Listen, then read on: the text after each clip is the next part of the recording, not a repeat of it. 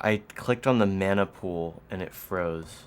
Yeah, well, I guess I'm just gonna continue streaming and avoid touching that mana pool symbol because that seems to be what's causing the issue. Also, they're like chasing me damn near off this map. Okay, I have to fight that bug. It's too quick. This time I'm not going to lose by default to a game crash. We've already seen what this deck is capable of, and we're not scared. Play out the nerfed Guide of Souls into their tapped tomb. We're on the play now too, which feels phenomenal.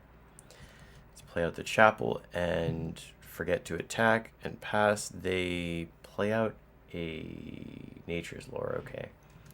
Um, Play our third land. Marauding Blight Priest. Get in for one this time, actually remembering to do so. They play out a Scoot Swarm. As much as I want to kill that now, I think I can afford to wait a turn, playing out the Elegy Acolyte instead. That way I can start drawing cards.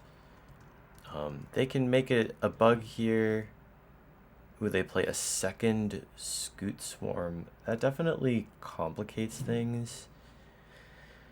And by that, I mean it incentivizes us to ignore both of them. I'm gonna keep the pressure on with the Acolyte.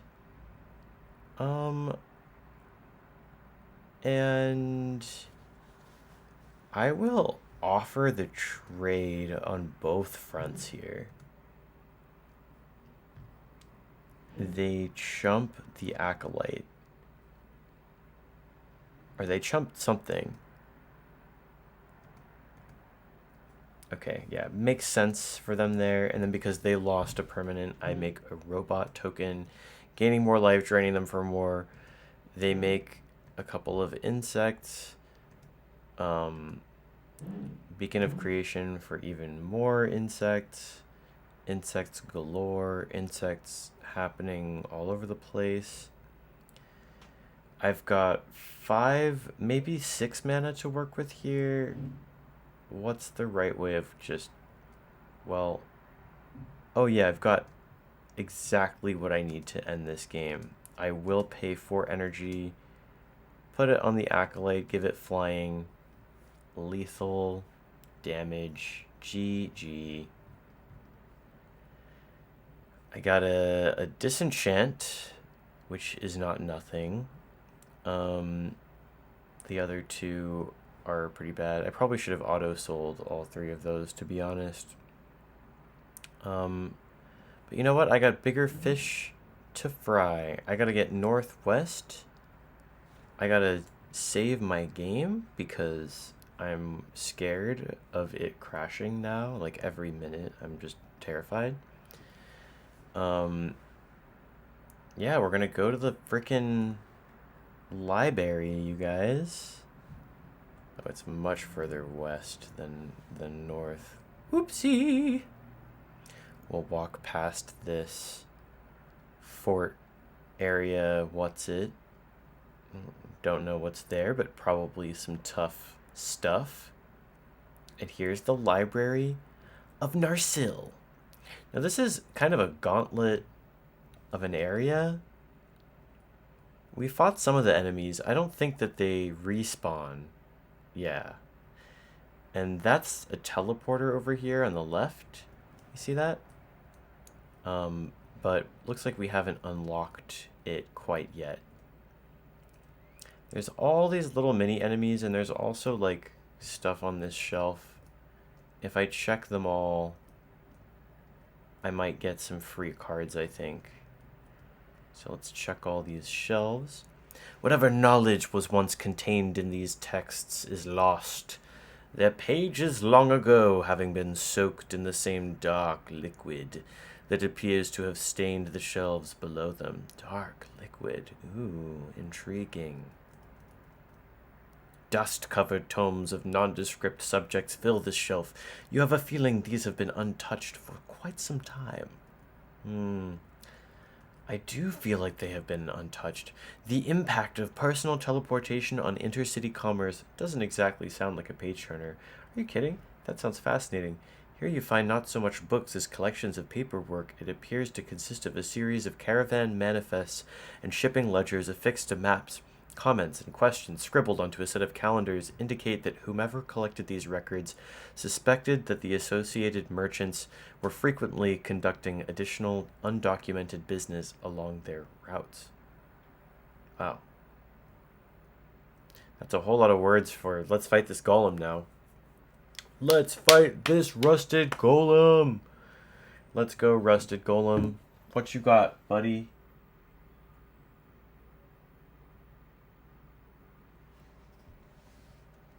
Okay. This is a keep. A mild, substantive sort of keep. Walking bulwark. Oh no, it's the defender deck. We're gonna play out Axebane Guardian, probably. Okay. I don't know how much I really give a shit, if I'm being completely honest. Okay, you've got your defender. So what? You play an island. You play a guardian idol? Okay.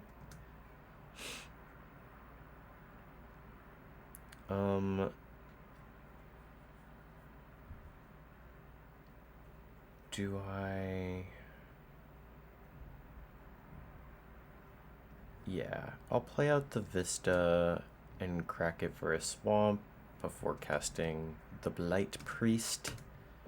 Start draining them, start hitting them in the face with Giada, the Queen. Lodestone Golem, gross. Lodestone Golem, more like no stone golem for making my spells cost more to cast. I don't like that. Don't like that one frickin' bit.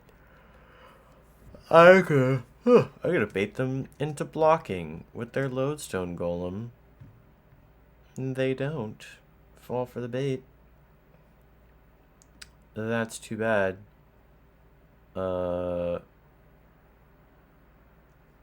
Yeah, fucking... I would have been able to cast Laisa this turn is what's so annoying about it. Yeah, I guess either this Lodestone Golem catches my Igonjo or I play Laisa off of it. Emblazoned Golem. Kicker. Spend only colored mana on X. Okay, so it's just a 4/5. It's a vanilla 4/5. I am going to kill that with Igonjo. And now I can cast Laisa after forgetting to attack with Giada first for the bajillionth time ever. Just gonna end my turn, take the L. I've got a big blocker, it's fine. Straw Golem. Okay, so if I cast a creature, they have to sacrifice that thing. Okay. Oh, man. Well, we attack.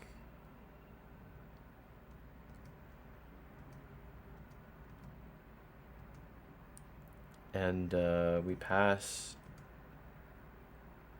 Meteor Golem. Oh, shit. That's rude.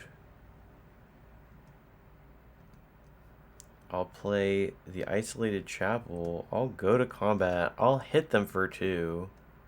And then I'm going to win off of casting Bruna and triggering Guide of Souls, triggering the Blight Priest. Beautiful. Will we see Brizella this episode? Will we see Brizella on this day? Will we see her grace our screens? I'm as excited to find out about that as you are, I think.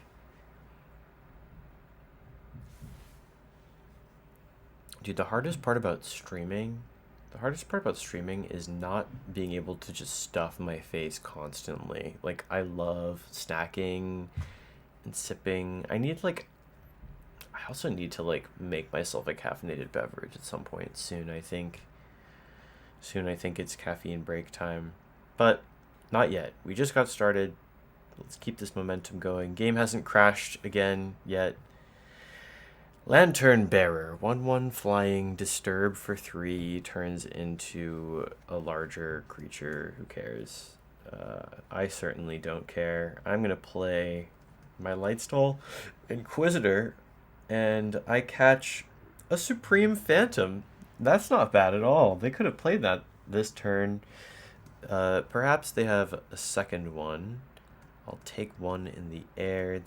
Of course, they do have a second one, but they forget to play it in their first main phase. Classic rookie mistake. I'll play out my isolated chapel, and I'm going to follow that up with... I think I want to follow it up with Giada. Yeah, I want to have some power in the air, even though it's going to be contested here for a minute.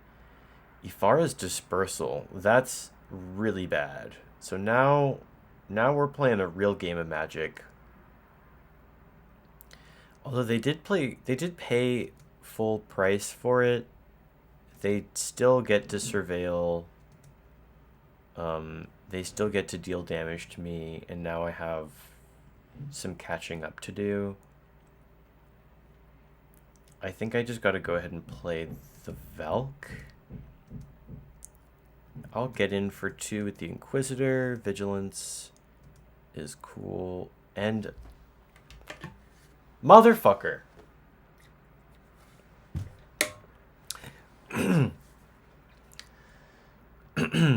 Again, full price, too, is the crazy thing. Well, just like that, I am way behind, but game's not over until it's over, as I always say. Which is why I'm going to cast this Righteous Valk, and then I'm going to cast Guide of Souls. Gaining that extra point of life is, I think, more important than the energy.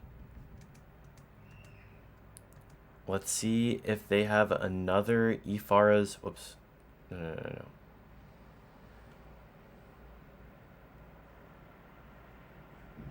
Wait, how come it's acting like... Wait, can I cast... Is it bugged? Can I actually cast that from their graveyard? I suppose I can't without a blue source. Okay, we've finally stabilized, even though they do have another lord. Okay. I think this is still winnable, even though my opponent might be better than our average opponent. Let's see.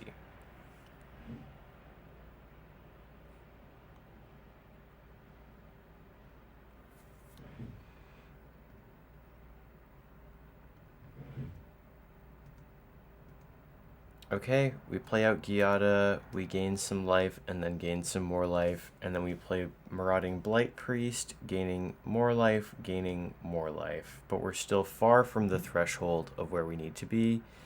In order to fully turn the game around, we need to hit 20, I think it's 21.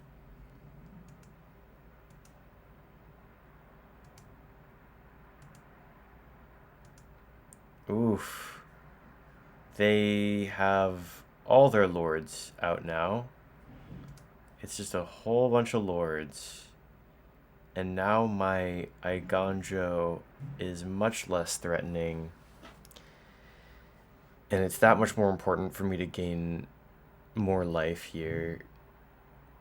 So I've got 1 legend, so Iganjo costs 2.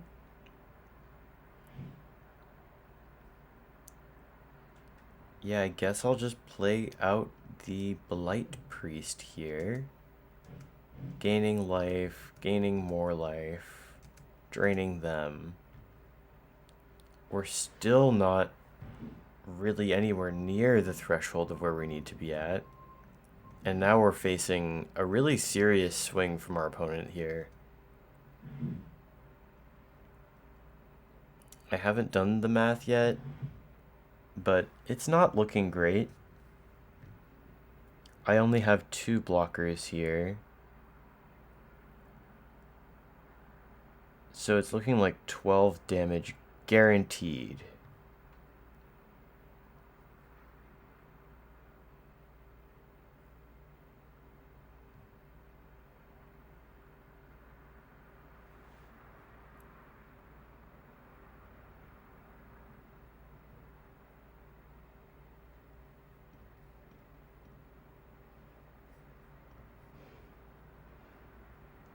Okay.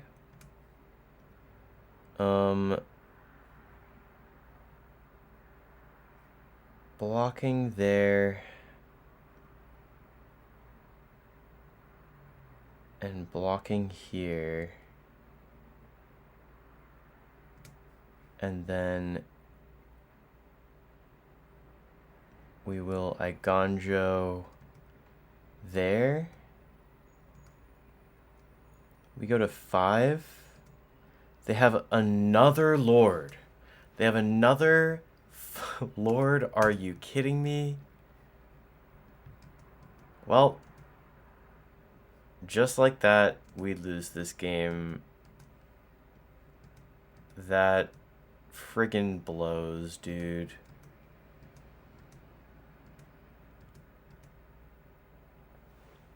And we did, like, we did some work here. Man, that sucks, dude. They just had every single lord, and I didn't have any of my removal spells. All I had was the Iganjo. Damn.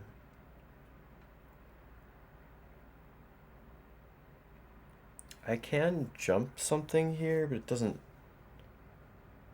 Oh, I guess it does kind of matter.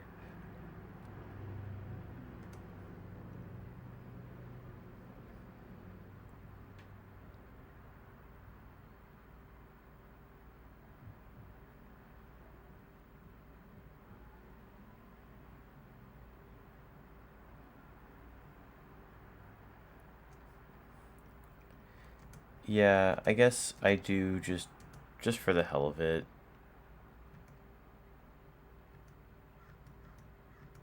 Yeah. GG's. We've been defeated. And now I see why we were all the way over there to the east. I forgot that there is like no town anywhere near this library. Let's try going north instead though this time. To go get healed up at this other town that is relatively close.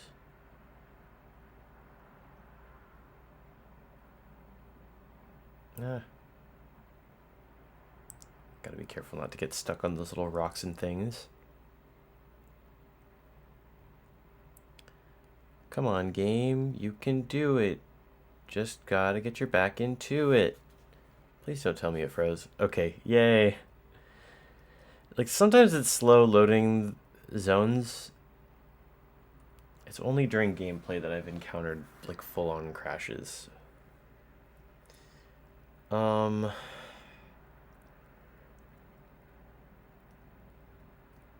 I care about any of these shops? This is the blue zone, so... And we're pretty far down the black and white train. I guess the next thing is, like, should I consider making some changes? Yeah, let's try this. It's a little bit more interactive, but a little bit less synergistic, but it might be the sweet spot that we've been looking for. And what do you know? Maybe Maybe I won't get pub stomped by the NPCs in the library anymore. I'm hoping that this is one of those tough areas that rewards a heart container at the end, because yeah, I'm at 13, and it still feels like it's not enough. I also unlocked this after beating the Dead Man's Rest thing, and gotta say, not the ideal, not the ideal piece of equipment. Like, starting with the snake on the battlefield is awesome and everything, but okay. Bring it on, Ghosty. Oh, spirit.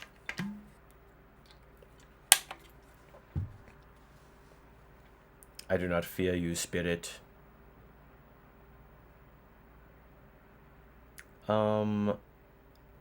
We can keep this, right? Especially on the draw. Okay, turn 1 Lantern Bearer. I'm a little annoyed that they've got the turn 1 play there. I'm a little bit annoyed by that, I'll be honest. I'll pass, I'll take 1. They play the Supreme Phantom in their second main phase, fully just to style on me. Like, fully just to make me look bad for losing to them last game. After making multiple misplays like that. Opponent has over twice my health, so 2 can play at that game, I say. I better draw my 3rd land, because I'm going to need this Righteous Valkyrie to be online as soon as possible. But I guess it makes the most sense for me to just Mesmeric Fiend here. Okay, so I could get rid of the Lord, but I think it makes more sense to do the Dispersal, because they can use that to get rid of my Fiend. The Think Tank is a bad card, and Dispersal is kind of the reason why they beat me last game, is because they had a Dispersal for so many of my threats and like tempoed me out. Speaking of tempo, I go down to 9, and then they play another Lord. We did draw our 3rd land though, which is super duper clutch. Even if they draw another Lord here, I do have at least a decent block. Maybe not, actually. Maybe I'm in serious trouble already, and I just haven't even realized it yet. Please, please, please don't have drawn another Lord. Please. God, opponent, please. Huh. Okay. So they definitely could have cast that before combat as well, just like they've done every turn. I wish I could play out the Mana Rock, but unfortunately I do have to play out the Luminarch Aspirant. Gotta make this Valk big enough to safely block. They still manage to attack with Dream Shackle, although they choose not to use its effect. Yeah, I unfortunately just have to take 5 damage here. It's not pretty. And then there's their Lord, another one. I'm 1 mana short of being able to cast Elspeth, so... man. All their creatures are just so big. Like... fuck, man.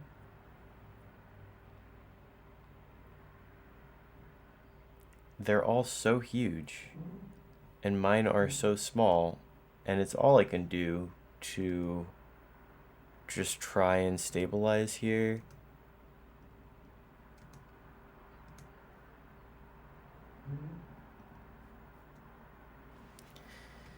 Yep, and then we just pass. Hate the defensive prototyped Steel Seraph. This is when it feels the worst to be playing that card. Yeah, so...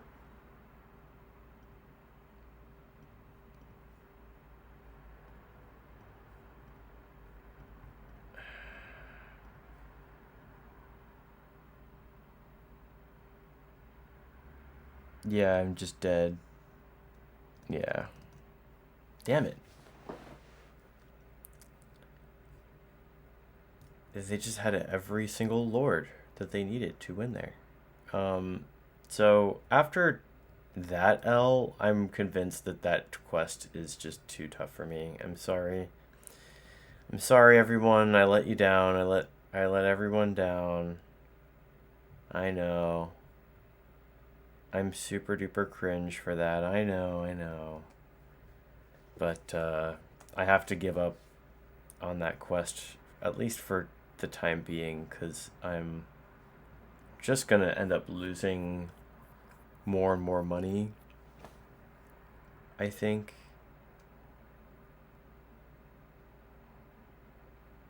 Yeah, I think I need just kind of a large upgrade before I can head back there and try again. Speaking of, I think now's a good time to go on a quick break to get some caffeine. It's been about an hour. Yeah, coffee break o'clock. Welcome back, gamers. We're back in, locked in. Did some, I just switched over my laundry. Made myself some tea. Cheers. We can also go shopping a little bit. Ooh, Cosmic Spider-Man and Radioactive Spider. Also, there will be a bunch of new cards here because this place sells spiders, and half the new cards from the new set are spiders. Look, guys, it's Madam Web, Clairvoyant.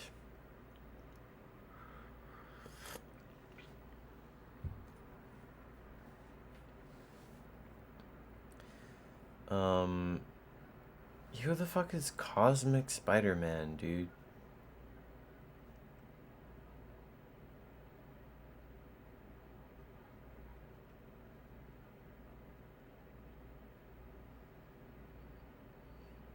Yeah, huh. Radioactive Spider, the only actual spider in the set. 1 mana, 1/1 reach Death Touch. 2 mana, sack it, search for a spider hero, reveal it, put it into your hand, then shuffle. Activate only as a sorcery. That seems kind of mid, as none of the new spider heroes seem like they're worth paying 2 mana and sacrificing your 1-drop Death Toucher for. But that's just me. That's on God. Enduring Tenacity. This is just better. Sanguine Bond. No? And I already have Sanguine Bond. Whenever you gain life, target opponent loses that much life. And whenever you gain life, target opponent loses that much life. Yes, the same effect for 1 less mana on a creature that can then come back as just an enchantment when it dies.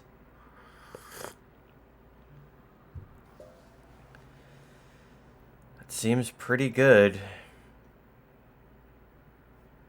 Then there's Scavenger's Talent.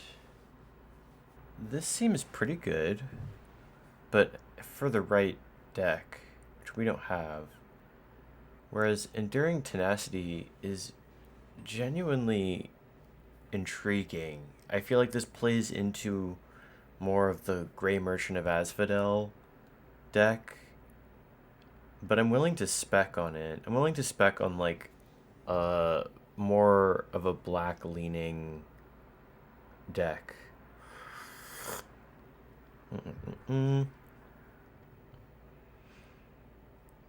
Sothera the Super Void. Not really sure we want to be playing it though. Okay.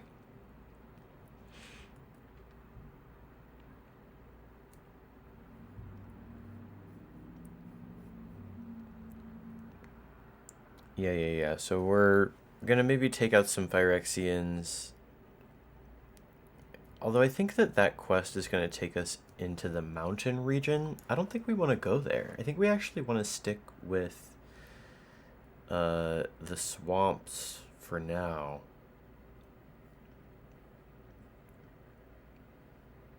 Okay, fine. We'll go kill some freaking goblins. Fine, fine, fine, fine, fine.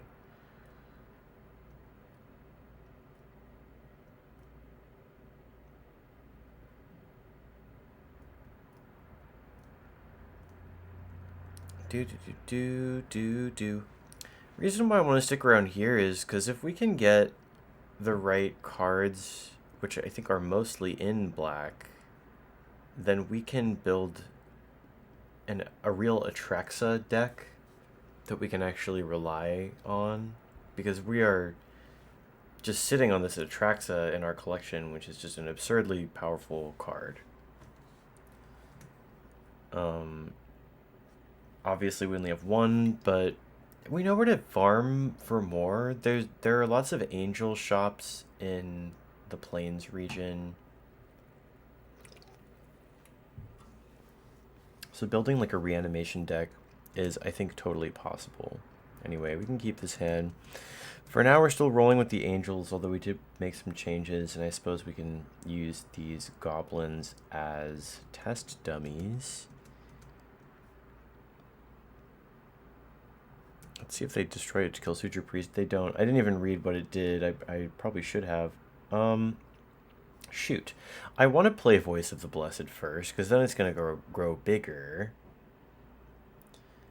Than if I were to play the Righteous Valk first. No, actually, I guess that's not exactly true now, is it? Yeah, silly me. I'll offer the trade because they can just blow up my Suture Priest anytime they wanted to. They obviously have wasted their opportunity to do so. Let's play out the Voice, gain life, put a counter, gain life, put a counter, play out the Aspirant, gain life, put a counter, gain life, put a counter. It's immediately flying Vigilance, which I appreciate. And then let's put that counter on the Suture Priest to prevent it from getting blown up. And then, wait, did I miss my chance to attack? Can I not attack for some reason? No, I must have just hit space on accident. Oh well. And in my mind, they're actually at 14, actually. They're at 13 now, is what they should be at. Man, that's an awkward draw. But it is the right play, is to just play it. So no Elspeth for us. No Elspeth for us. We have been naughty, apparently. But we're past the threshold, which is mwah, delicioso. Our Voice of the Blessed is humongous. And obviously we're attacking with both of these for lethal.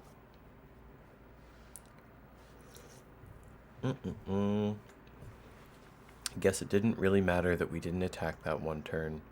It's funny how often that happens. It's funny how often, like, because we say to always attack when you can, to always put on the pressure whenever you can. But the truth is, sometimes it turns out to not matter at the end, more often than you might think. Obviously, it doesn't change the fact that it's true that you should generally try and actually play well. Oh, that's a goblin. Wait, no, fuck that noise. We're fighting this goblin. We're playing Magic today. We're playing Magic today. We're not just here to mess around and drink tea and drink Gatorade. We're here to pump up the energy right now. It's Wednesday. It's Wednesday, my dudes.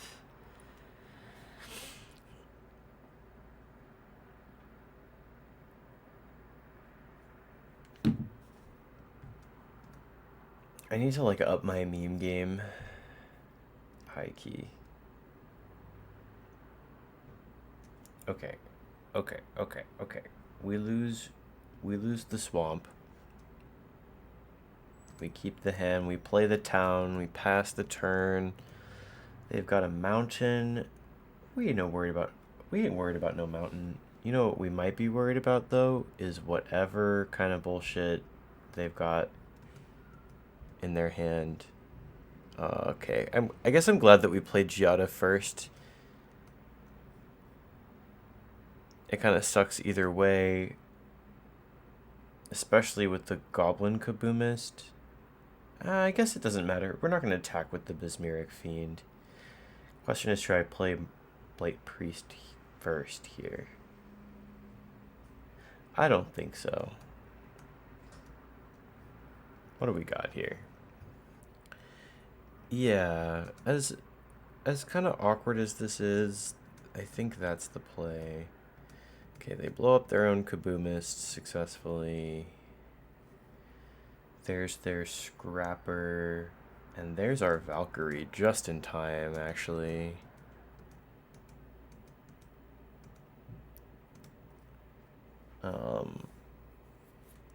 I kind of want to be able to hold up swords. So I think I will do that. Do I attack here? No, right? Yeah.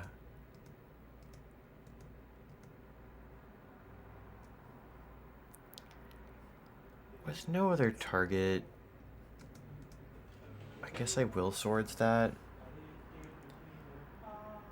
It's kind of like, it's obviously not the ideal play. Okay, yeah. Yeah, we'll keep that on top, and we'll prototype Steel Seraph now.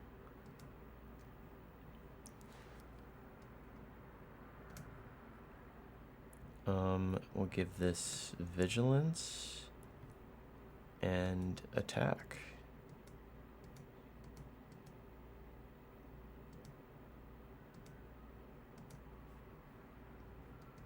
Now we'll play Laisa, and now we're past the threshold, and our whole entire board is Mongo protected.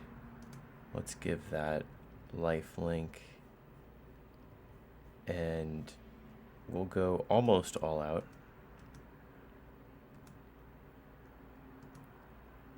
Yeah, and this Goblin Artificer should go down real easy.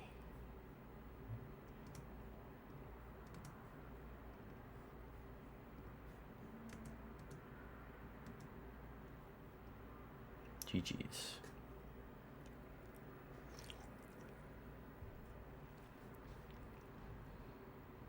Some people just do not have that shit on. You know what I mean?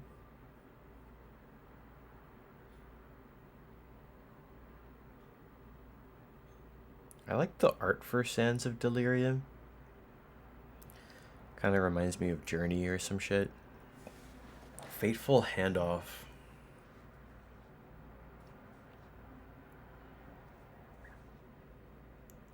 Yeah, none of these seem very good.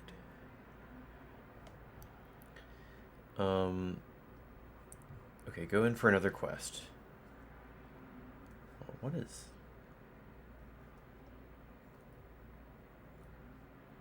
What is that? Is that... Oh, it's equipped. Oh, I've never actually equipped one of these before. Wait, that's crazy. Okay, I guess I'm fine with that, right?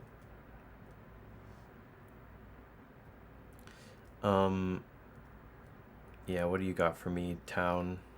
Please don't be another fetch quest. Ugh, or another invasion quest. Whatever, it's fine. It just means we'll be fighting in the overworld. I don't like the invasion quests because I would so much rather go into a dungeon and fight some stuff. You just get better loot that way. Also, of course that goblin would fucking despawn. And what is with this centaur moving at the actual speed of sound to get to me? Crazy, you guys. Crazy, scary, spooky, hilarious. Crazy, scary, spooky, hilarious. Does this guy count as a soldier? Because he's a knight? Who knows? Who cares? We'll be going second. Starting with the back street. Another land here I think is fine. We've got lots of cards to play.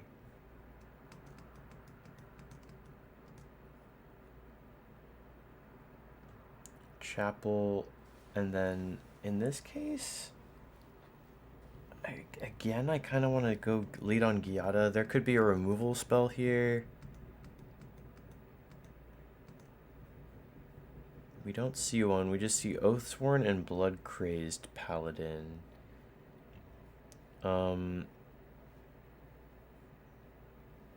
And our opponent didn't play their third land, I believe. Okay.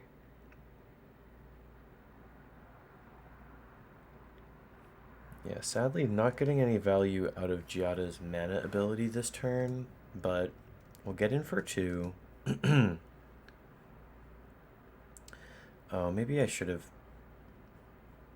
done that before combat. Look at me. I'm making the same mistake as the spirit enemy from earlier. Stormguard Crusader, protection from white is kind of annoying. Good thing we are playing more than one color in our deck. Play a swamp. They've got 5 cards in hand still. I've got 5 angel mana, which is not enough to cast Rodolph. And it's also only enough to cast 2 of these 2 drops. I think the T is Fiend Aspirant. Okay, Corpse Churn, Deathless Ancient, Hero's Downfall, Markov Dread Knight, Murderous Rider. Shoot. If they have 2 kill spells that they could cast on their next turn, I think we obviously want to take the Murderous Rider, right?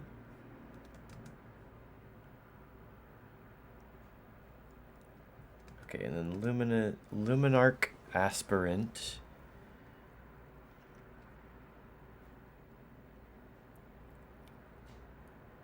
And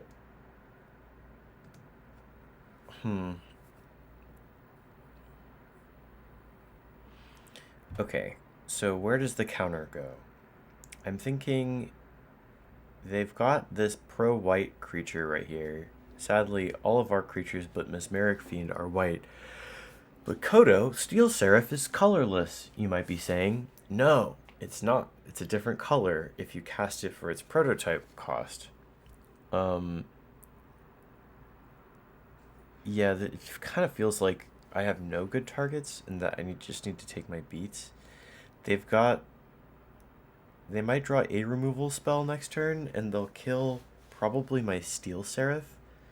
But if I grow the Mesmeric Fiend, they're maybe more likely to kill that in order to get their Murderous Rider back.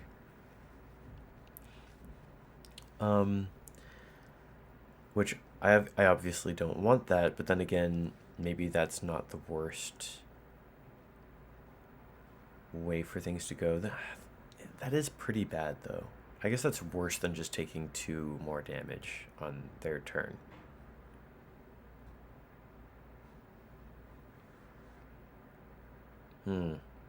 Yeah. Okay.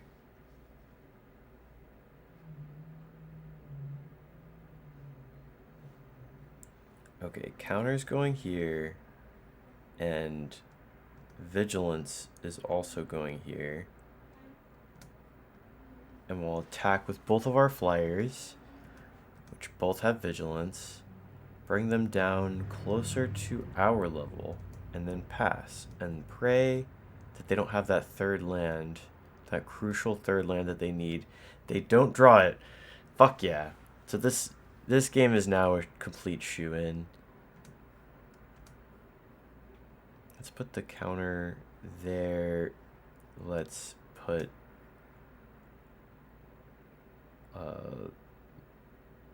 lifelink there.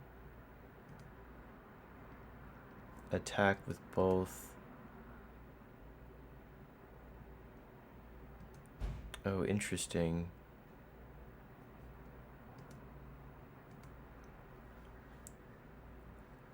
But that's okay. We play Rodolph. And we pass. So they have to Hero's Downfall Rodolph, which makes sense. We'll take our beat. Drop back down to 10.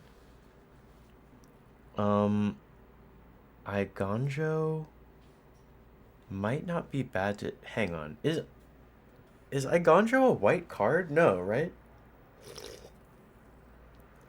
You should be able to hit Stormgold Crusader with this, right?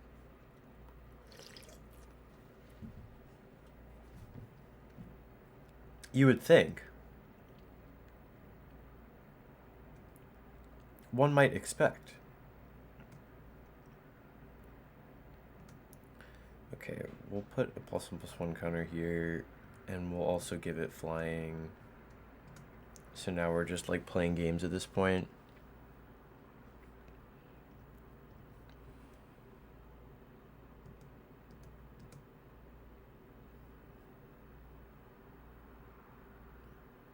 And then...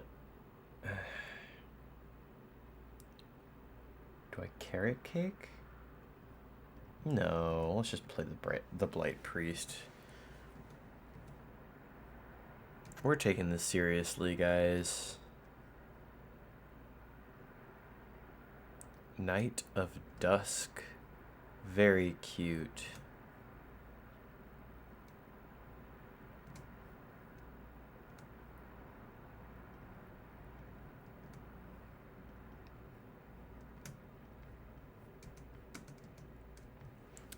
Take that, Death Knight. Yeah. Well, I'm not mad about getting Murderous Rider. That's a decent kind of mid-range card. I wish I could play Phyrexian Crusader. The problem with this card is that it has Infect. It's like both the best and worst part of the card, because you want Infect because it leaves -1/-1 counters on your opponent's creatures, making it really hard to deal with in combat.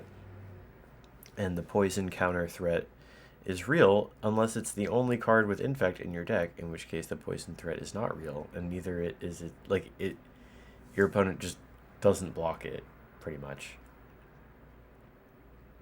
Having First Strike and Infect is so cool, though, because it's sort of like having flanking. Okay.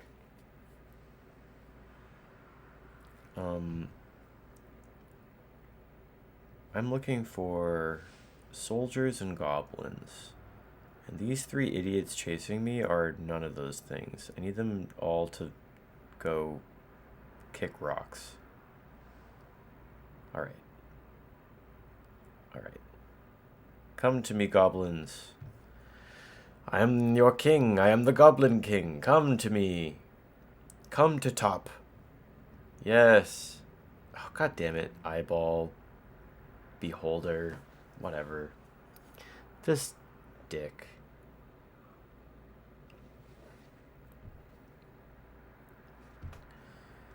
We'll keep this.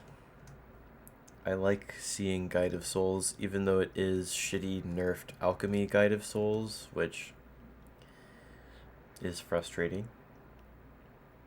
But, you know, I know what I signed up for.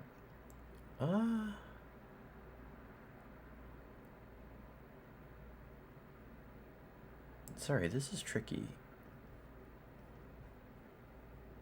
But I think I'm going to start with this and try and bank on keeping Voice of the Blessed alive. I'm not sure what to expect from this deck. It's a Beholder deck, but here comes a Goblin. So it might just be like a like a Dungeons and Dragons deck. Who can ever tell with these newfangled genetic AI decks?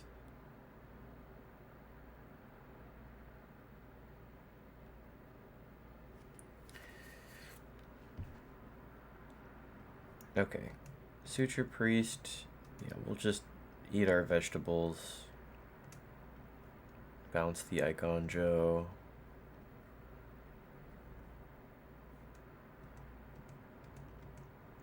Deal some damage. They could attack for free there, but they decide not to. Even though I somehow doubt they're going to block here.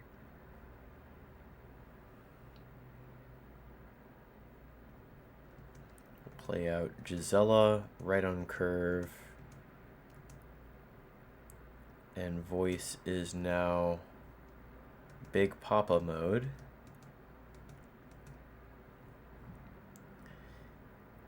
Dragon Turtle. Okay. You're gonna target my Voice. That makes sense.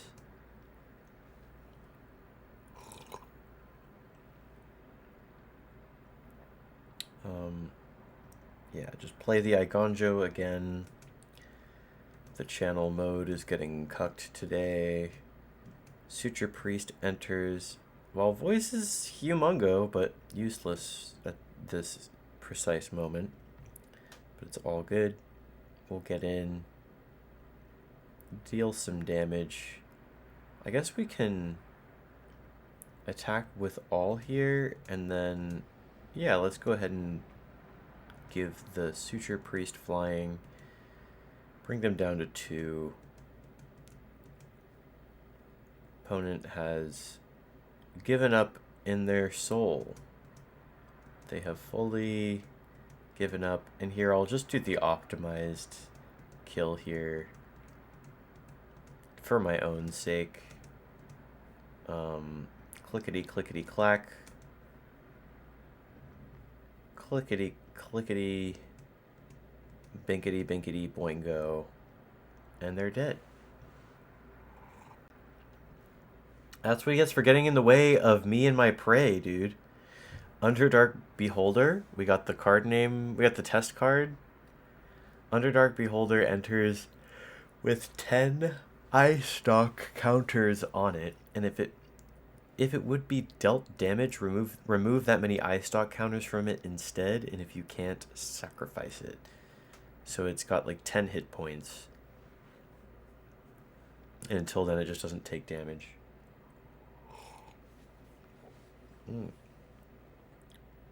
And then whenever it attacks, reveal cards from the top of your library until you reveal an instant, sorcery, or enchantment card with mana value less than the number of eye stock counters on it.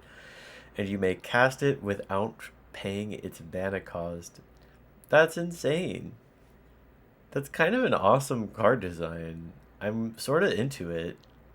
Like, it makes sense to me, right? Like, it's got these eye stalks, which are like its lives. Each one just has a hit point. And then it dies when it runs out.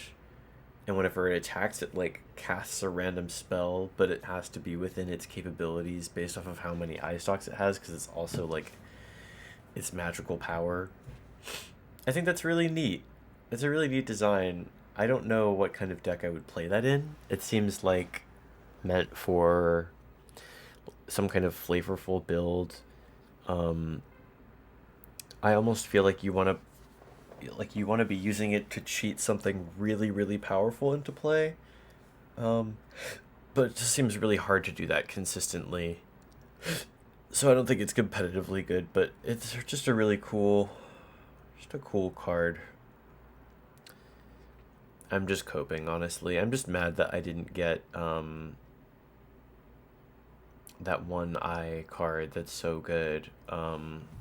Oh god, you know the one. The Manifest Dread every turn. The freaking... Yeah. It's kind of a weird keep. I think I'm hoping for I'm going to choose to hope for an untapped land here. Wait, is this a goblin or is this a devil? Damn it. This is so unfortunate. Okay, whatever. We eat our vegetables, deal 1, pass the turn. Yeah, this is not even a goblin, dude. I got lied to, you guys.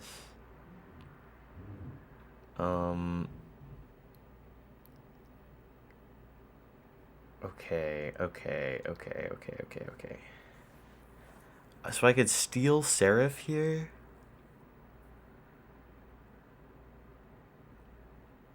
Or I could Giada Tapland? I could also cast down Tapland.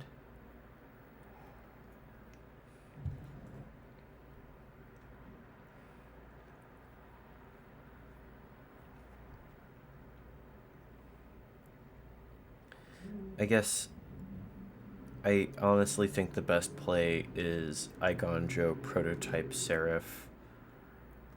Combat, give this flying, get in for 1, pass, and then, oh, they had Wrecking Ball there to destroy my creature. That took their whole entire turn. And now I could just play out Gisela. Big money Gisela. Get in for 1. Dagger Claw Imp. 3/1 flying, can't block. And a Footlight Fiend. Still don't have a swamp or a plains, which is pretty awkward. I wouldn't have minded being able to cast Reformer here and hold up Cast Down. That is no longer possible. That's okay though, because I think Elegy Acolyte is totally fine here. They can't stop me from dealing combat damage, which draws me a card, which is actually huge. Yeah, let's see. I'm about to hit my 6th source, so any more lands at this point is pretty much just diminishing returns. They attack me for 3. I'll take it. Now I'm starting to gain life. Ooh, Spawn of Mayhem. That's a cool card as well. It's another card that's like not good, but I just like its design. 4/4 Spectacle for 3. But normally costs 4 mana. Flying and trample, and at the beginning of your upkeep, it deals 1 damage to each player, and then if you have 10 or less life, put a +1/+1 counter on it. So it's going to bring us both down over time, but in the meantime, it's just a big, efficient, flammable demon threat. It would be nice to get a 6-drop here.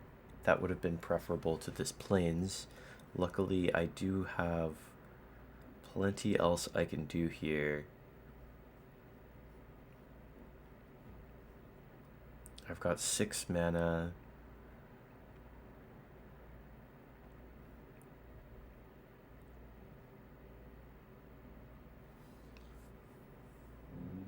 Okay.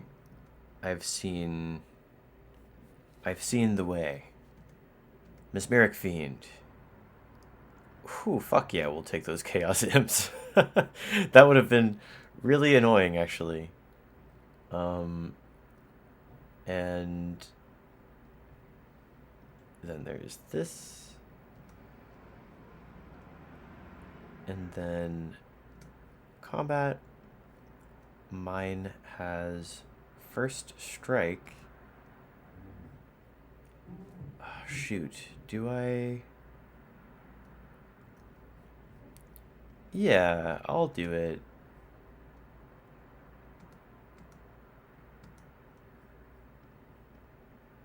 Man, another land.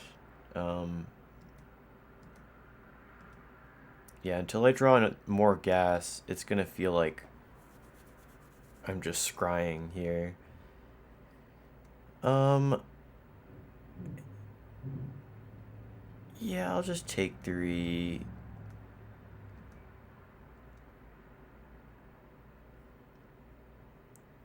And then I'll cast down that.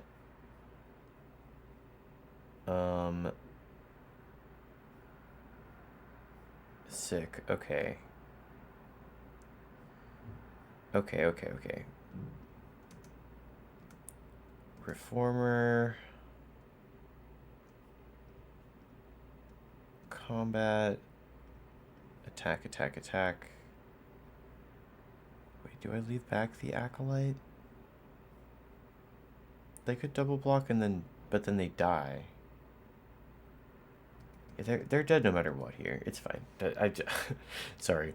I get really in the weeds, especially like once I've turned the corner, and I get excited when I know I'm going to win, and then I get kind of like, oh, but I need to do it exactly correct, because just too many times I've thought that I had it in the bag, and then I get lazy, and I just kind of click, and whoops, and punt, and then lose, you know? Yeah, we'll keep this. Backstreet Boys. Yeah, I think we can ship another land. We've got plenty of the... Oh, a Howling Mine? My opponent must have a crush on me or something. Goblin Artificer, you shouldn't have. We absolutely take Boom Pile. The other 3 are pretty bad. We have a single mana rock in our deck, so watch out for that, I guess, with the Treasure Napper. But I'm not too worried, to be honest. Land, Valk, pass. We might end up discarding the Basilica, as we're just going to be drawing more lands than we can hope to play.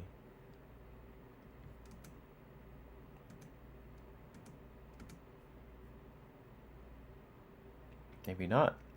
Maybe I actually play the Basilica and discard one of these planes instead.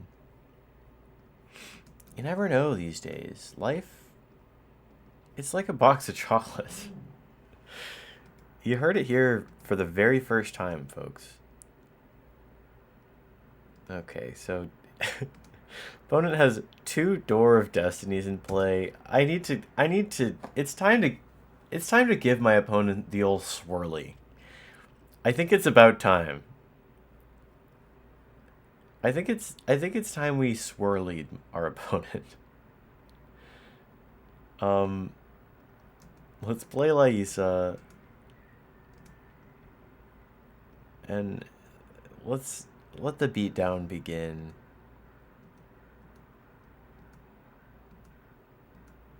Okay. Now their Door of Destinies are maybe starting to do something. Can't have that. I'll play another Plains.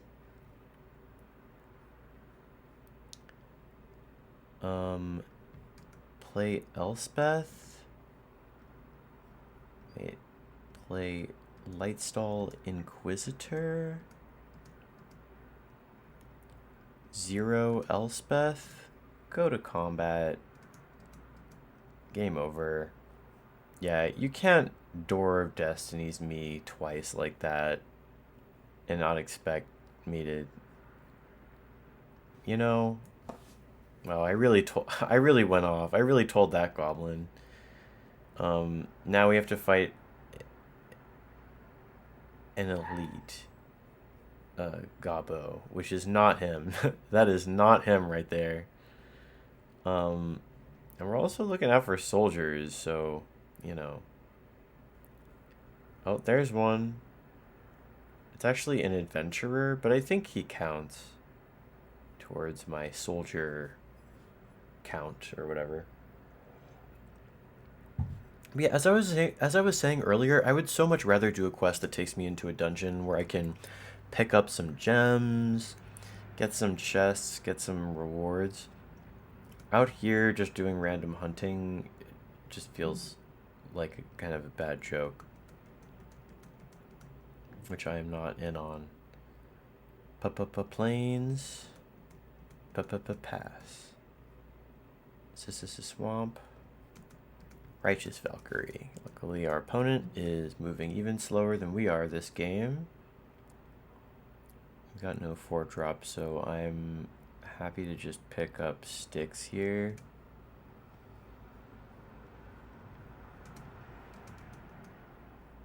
Ew, wait, what did they just... Oh. Okay. A bummer. I guess our opponent fancies themselves a control deck. Oh, it's this deck. Right. Okay.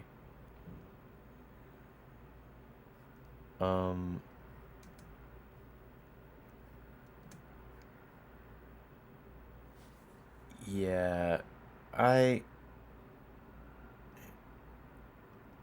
I'm just gonna make tokens here. I'll just jump. Yeah, another one. Cute. I would love to hold up Swords to Plowshares here, is the thing.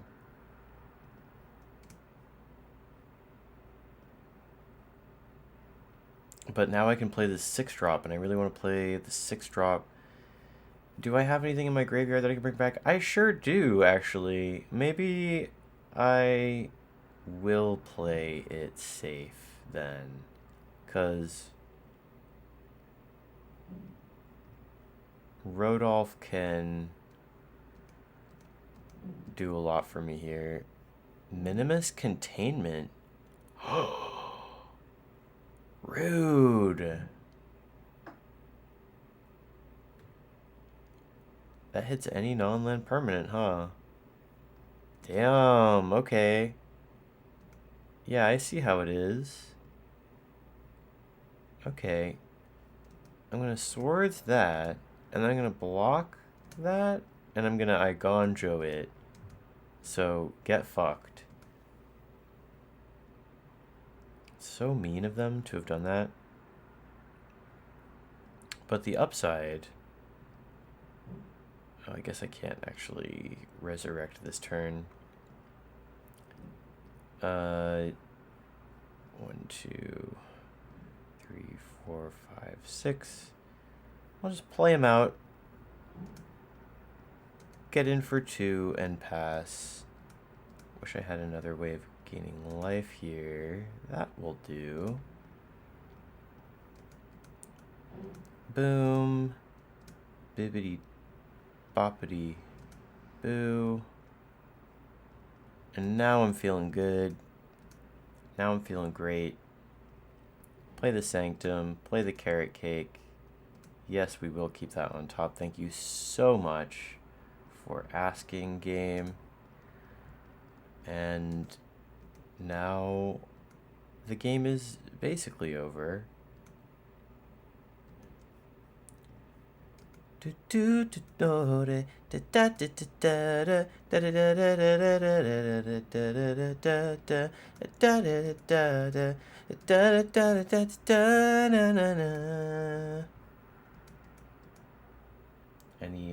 Any Brotherhood fans out there in the world? Maybe some. Dungeon Descent. Yuan T. Malison, Eccentric Apprentice, Bar the Gate, all a bunch of bullshit. We don't care. Show me more soldiers and or an elite goblin, please. And thank you, game. I'd like to try my hand against one of these elites. That is a centaur. You are not a soldier. I'm pretty sure you are not a soldier. You are a centaur. Centaurs can't be soldiers, actually.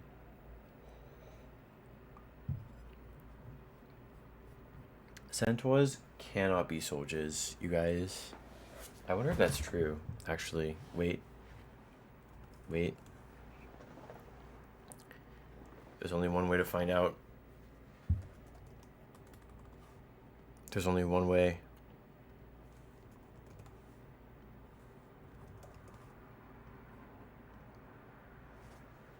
There are 4 centaur soldiers in Magic. So I guess I'm wrong. Oopsie doopsie. 3 of them are on Ravnica. Yes, there's only 4. 3 of them are on Ravnica.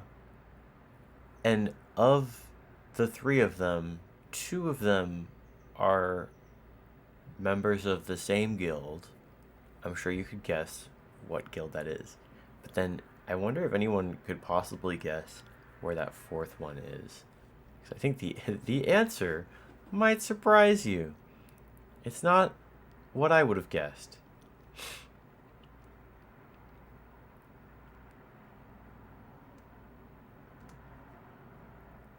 Yeah, we can. I like being able to. I like how I can play tap lands on turn 1 pretty often because I don't have a lot of turn 1 plays. The downside of it is that I don't have a lot of turn 1 plays.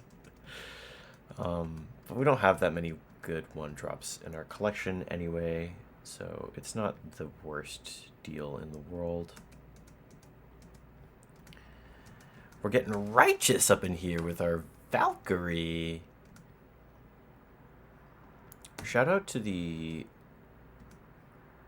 what is it, the San Francisco Bay Area Valkyries, the women's basketball team. Apparently they've been kicking ass lately, and I'm from the Bay, and I think women and women's basketball, I think that stuff is really cool. I like that there's people out there playing basketball, and I think it's okay that some of them are ladies. Call me, you might be calling me a soy boy cuck, but I really mean it.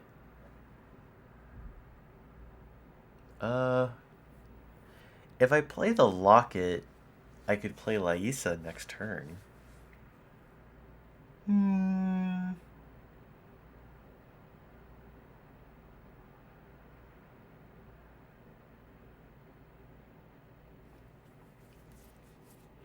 It's kind of awkward, but I think I do that because that's more likely to get me over the threshold, and I kind of need to get over the threshold before I even think about attacking into that. So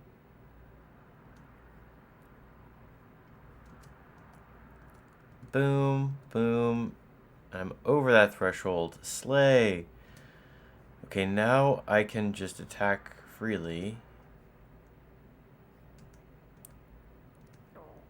And Laisa's game-winning effect is online. So now all my other creatures have extra lives. And just to make it even more awkward for opponent, I'm just going to play out Rodolph now. Do you have a board wipe? Because that's what it's going to take. GG. You mean you don't have an instant free board wipe in your hand? Loser. Okay, that's definitely a soldier. Bring it on, bub. Okay, well, it's a mercenary, but that's like practically... That's practically a soldier, right? Like, Cloud. Cloud was a soldier and a mercenary. You know, from Final Fantasy. Cloud. 2 1-drops. Awkward. Just kidding. It's fine. I'll play Guide of Souls and pass, and then follow that up with a graceful turn 2 Lightstall Inquisitor. What do we get? Dauntless Bodyguard. They could have played that on turn 1, but they didn't because I guess they wanted to have a target for it. and they still don't play it. You love to see people acting a dum-dum. It's very nice to see people doing stuff like that. I'll play the Shadowy Backstreet. I'll put that in the graveyard. I've got enough freaking lands. Night Exemplar. That is ooky spooky, in my opinion. I draw another land, which sucks big booty hole. And I'm forced to just pass here into Kinsbale Cavalier. Only the single worst thing they could have possibly played after Night Exemplar. Just the worst. Just the worst card that we could be looking at here. I'll play Elspeth. And I have to kill this first. And then probably jump here. Uh-oh.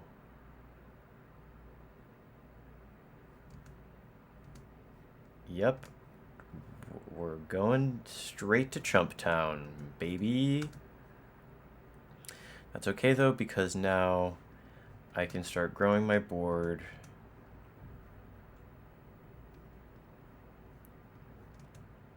Let's get that Elegy Acolyte online. And then I guess I attack here for one, even though I'm going to risk it and not activate that yet. So I just want to try and draw a card here. I'm not trying to, like, do anything crazy. Night Exemplar number 2. Guess we're chump blocking again. Fun, fun, fun. Knight of Orchid. Knight of the White Orchid. Okay. They just keep playing out threat after threat after threat. Let's make more chump blockers. Gain more life. 1, 2, 3, 4, 5, 6. I do have enough mana for Steel Seraph here. Full price. Okay, so I want to give this Vigilance, and then I'm going to attack with it.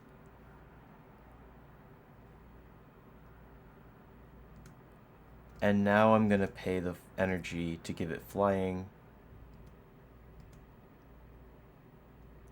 So I can gain a huge swing of life there. Swinging all the way back up to 20. And I've got like a decent blocker on board. Okay. Aethercast Knight. Let's see if they choose to attack alone. They choose to not attack at all. Let's fucking go. And then there's their Dauntless Bodyguard finally cast from exile, I think. Humongous plays for us. Suture Priest. I've got 4 energy again, so I can jump something else, or not jump it. I keep saying jump, but it stays forever, so you're giving them actual wings. Who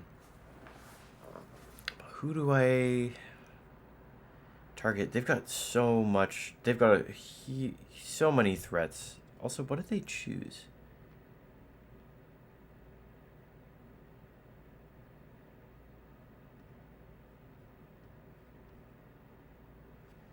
It didn't say what they chose. It doesn't say in the log.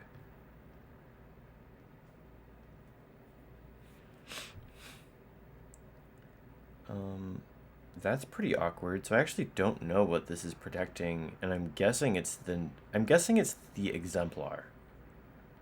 If they were playing like a human would, that's what they would do. I've got Swords to Plowshares, which I might end up using on the Kingsbale Cavalier instead.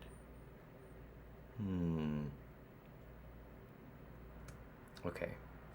I give this vigilance.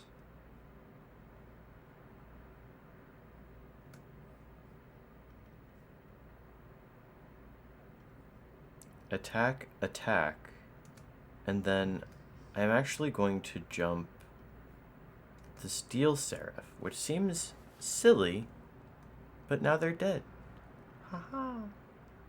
I guess I didn't even need to do that. 2 more swords! Holy shit. You guys, 2 more swords? Dude, I love it. That's one of the best cards in the whole game, and we just got 2 more copies of it. That is the greatest feeling in the world, you guys.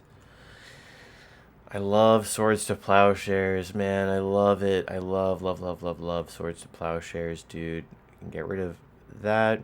You can get rid of that. It's just the most efficient removal spells. It's just the best. It's just the best removal magic that we could be playing. And I'm really happy to be playing it. Question, do I want to bring back something else? I don't know how I feel about Rodolph. Part of me wants to bring back Bishop of Wings. But then again, like, we're playing Mesmeric Fiend, so...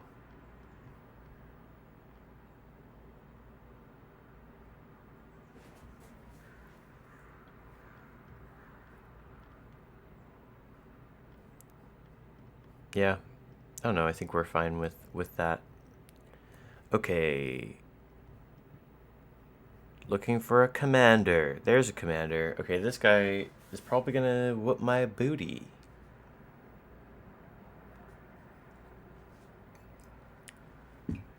About to get my booty spanked, most likely. They've got 27 life, so that's not a great sign, but it's not the worst, most horrible sign. I still believe in my heart that this is a winnable game. And I'm going to keep this hand because I'm strong and brave. Just like my hero, Orisa. I'll play a Plains and pass. They play an Igonjo Castle. It's a classic Igonjo. What the fuck? They're playing Frodo, Sauron's Bane. I haven't seen this card in ages. So it's a 1-2. You play Orzhov to turn it into a 2-3 scout. And then they can pay 3 black to make it become a rogue with whenever it deals combat damage to a player, that player loses the game if the ring has tempted you 4 or more times this game. Otherwise, the ring tempts you. Okay. So, it's not... doesn't seem like it's that strong, unless they have a bunch of other ways of tempting themselves. I hate the ring tempts you mechanic. I think it's awful. I think it's really, really bad. But that's just me, I guess.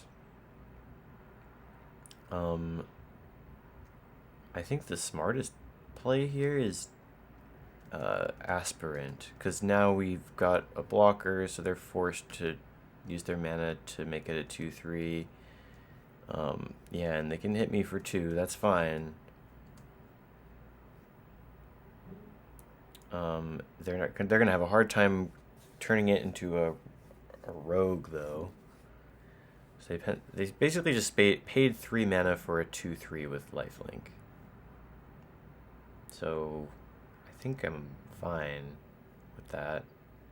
And then Carrot Cake here. I will take another land. I think that's fine. And then I'll pick up this Plains. And then let's make this big enough to block safely and then just pass.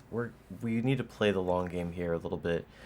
Okay, so this is like a Legends deck. Kellen, Daring Adventurer, or Daring Traveler. It's funny, this deck appears to be mono white, but that's 2 legendaries that have like a different colored ability or alternate cost. This Kellen is a 2/3 that says whenever it attacks, reveal the top card of your library. If it's a creature card with mana value 3 or less, put it into your hand. Otherwise, you may put it into your graveyard. It just seems perfectly fine. And then Kithion. Okay, that one actually is a little bit spooky. Okay, so we'll play the Sanctum. I think that the correct play is to cast Righteous Velk and then just hold up the best card in my deck, Swords to Plowshares, which I now have 3 copies of in my deck, 2 of which are in my hand. Feels good, y'all. It feels good to be winning. And then I guess I'll put another counter. Where do I put this next one, huh? Putting it on the rabbit feels incorrect, and yet it might actually be correct. Yeah, I'm just gonna try and... the philosophy is spread the love and make it more difficult for my opponent to use their removal. Adeline. Oh, man.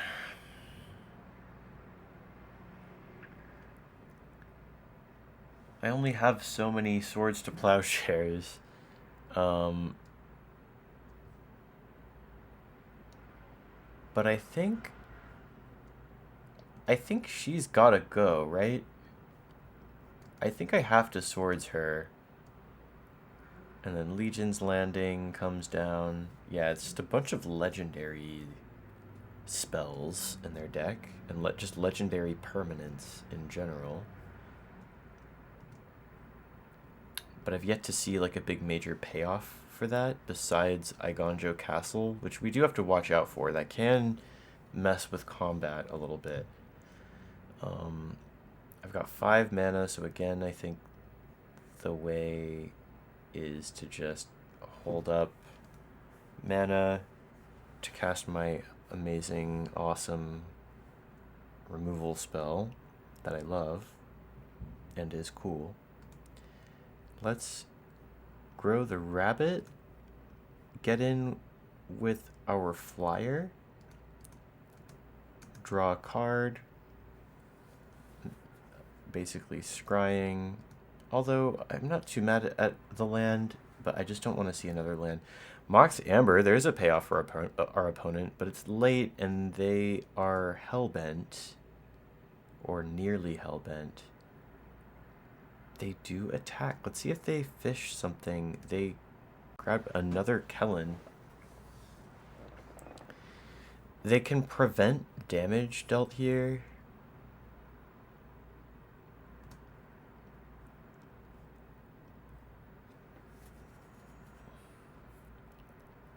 But this is going to be enough, right?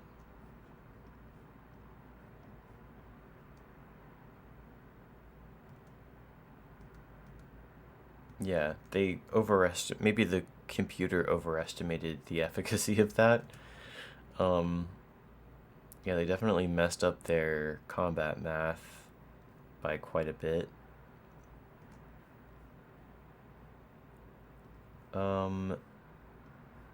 Okay, playing out my Blight Priest to gain a little bit more life.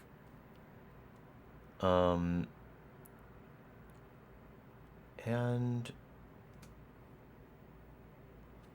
now that we're like holding off, wait, should I put another one on the Blight Priest?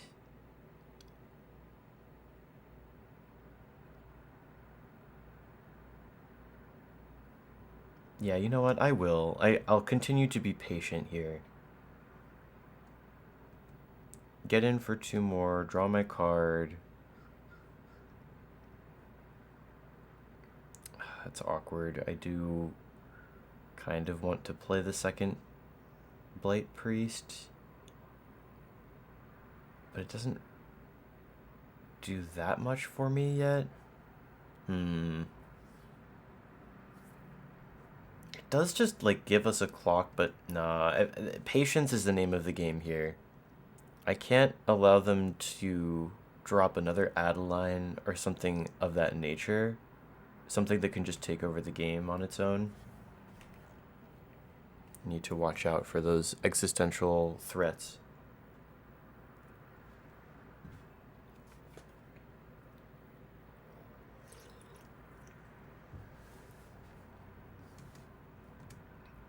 Okay. Well, here's my opportunity to play out Marauding Blight Priest number 2. And now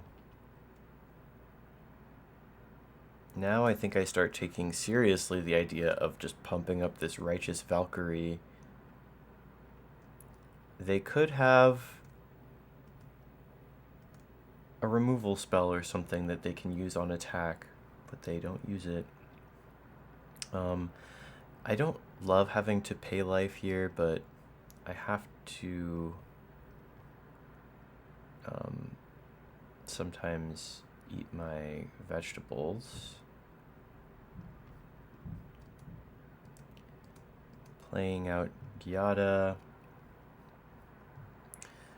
Not only holding up swords here, but holding up Carrot Cake is huge. So I can grow my whole board at my opponent's end step here, or in response to something. Opponent is in the tank. AKA my computer is tanking.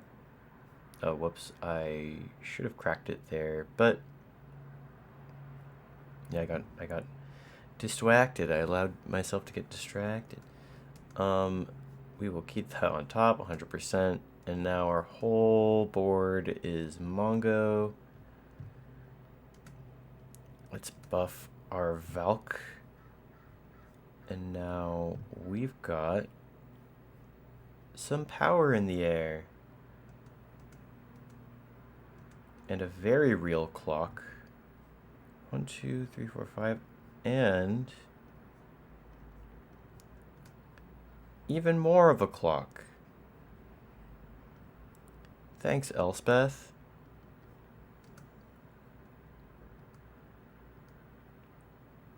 And a robot. Opponent plays Flowering of the White Tree. Okay, yeah, this was the thing that I was scared to see. I was waiting for a payoff like this all game. So it's going to give them all Ward 1, so this is my opportunity to fire off my removal spell. I think the one...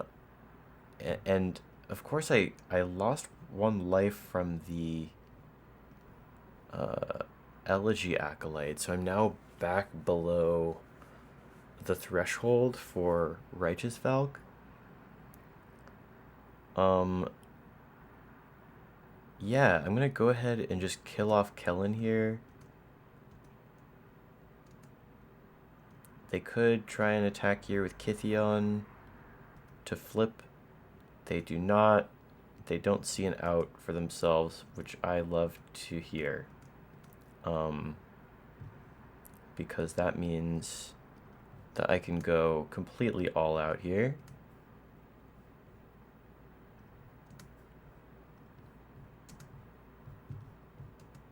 A billion jillion damage. Looks like it was actually just 60, but feels like a billion jillion. Mox Amber. Okay. Anduril. Flame of the West.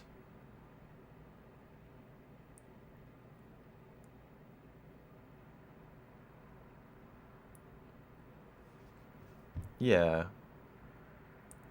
Adeline, I'm happy to see. This is just a really good card. This is just a really good Magic card. It's just a really good mid-range or like beat down aggro card.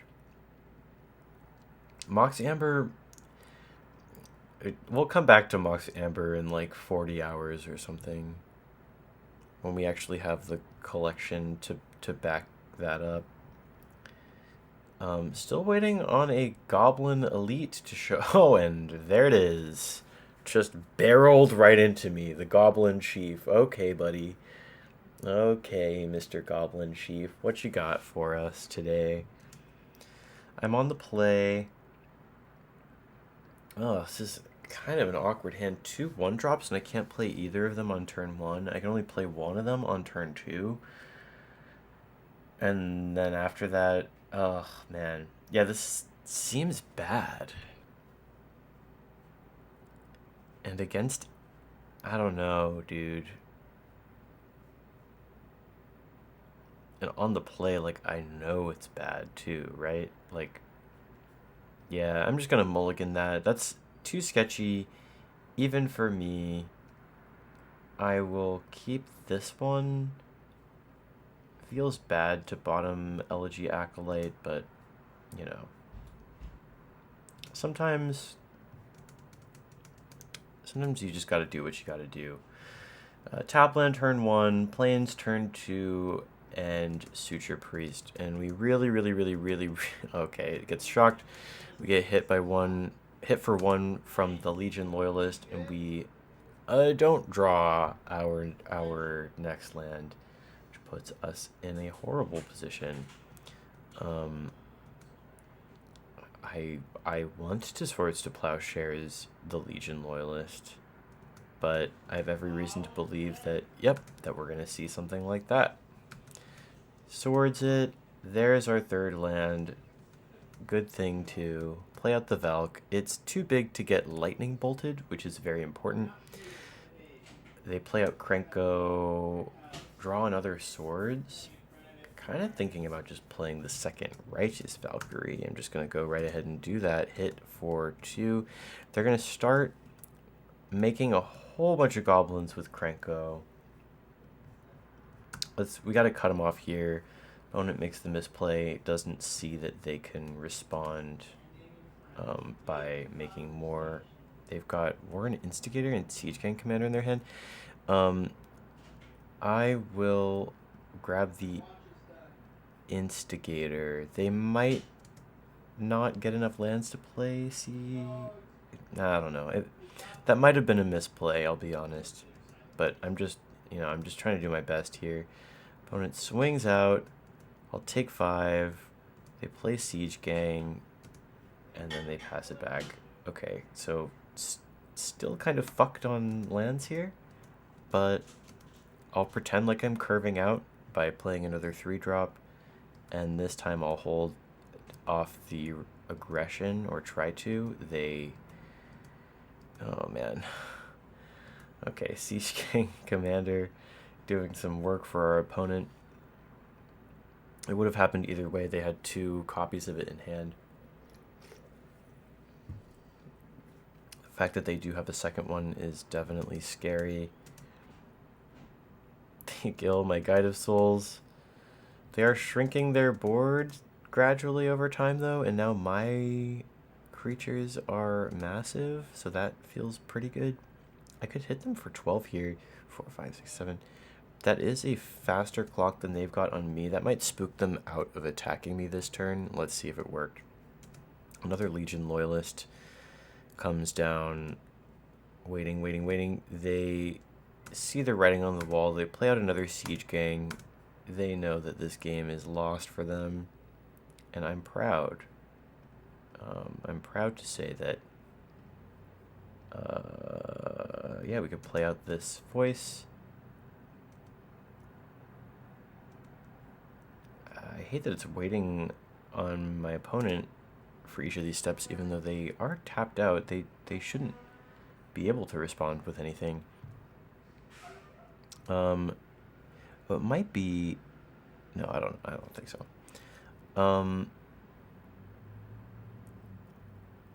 Yeah, we'll just put it on the aspirant. Doesn't really matter.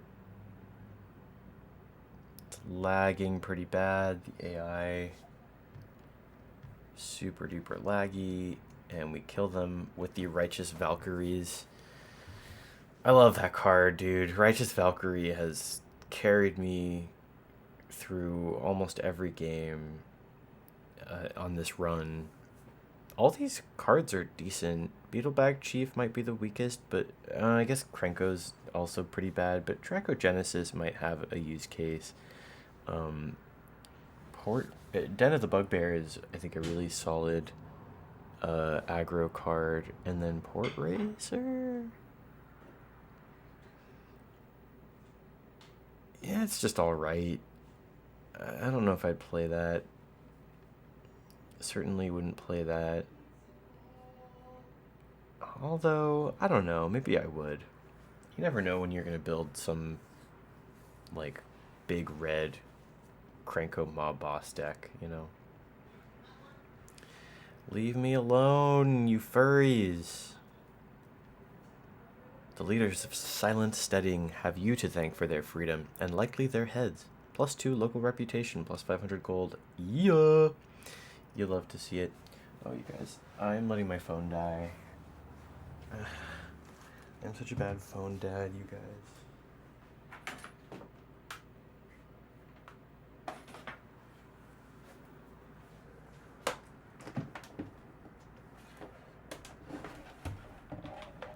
But all the more reason to talk about this swag-ass town that we just earned reputation in.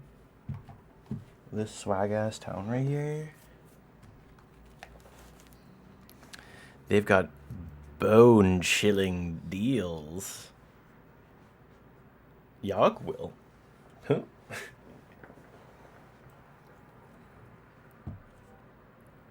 Isn't this... This is a pretty good card, right? It's kind of like balanced, though. Like, you can't just play this card. Like, you kind of need to have a whole plan around it. But then it should just win you the game if you fill your graveyard with enough stuff.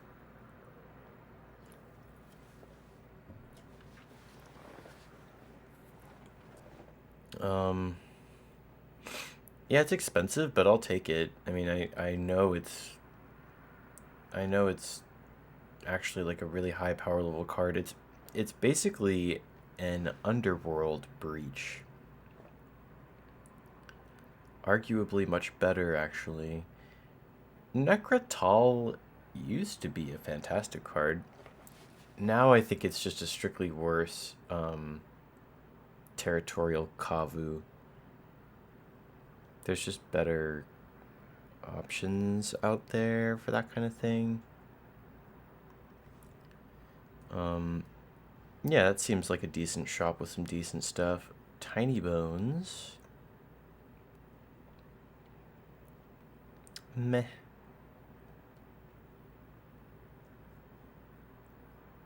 It's just like a little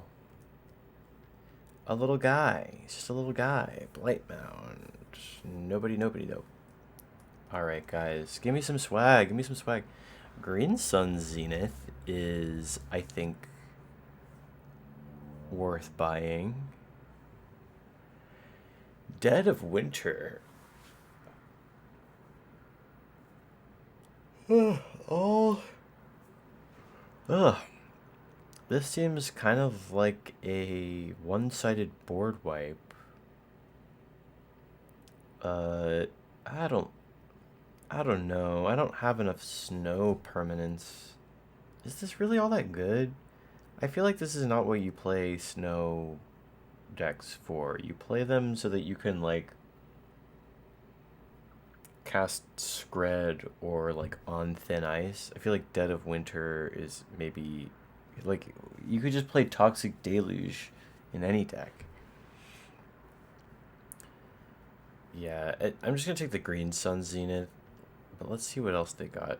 They've got another Arch Enemy's Charm, which I like. I just don't have good enough fixing, you guys. Which, speaking of, like, that's why I was fighting the goblins. Where are the freaking gobbo? Oh, I defeated the gobbo. That's who I just fought. I'm just so silly. And now I just gotta go back and get my reward. Okay, this is the swag town that I'm heading to right now. This is the swag town of swagaliciousness. Don't attack me, vampire bat. Oh, do y'all not sell lands, actually? That's super awkward, you guys. It's actually really awkward.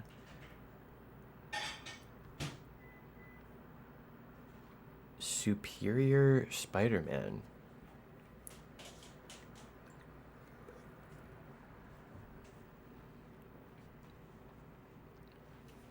It's crazy. I feel like I've seen all the cards from spoiler season, and yet every time I look at these cards, I'm like, have I really?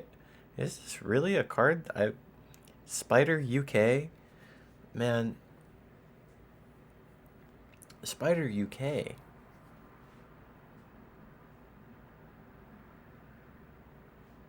Spiders across the multiverse are dying. I must keep them safe. Dude, that's so lame. Superior. You may have it enter as a copy of any creature in a graveyard except it's a 4/4. Okay. Okay, wait. I should check this one too. Blood Lord of Vazgoth? That's fun.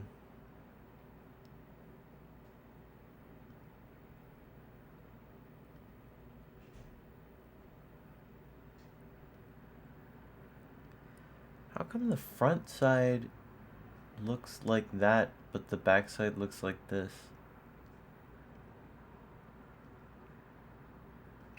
That's pretty lame.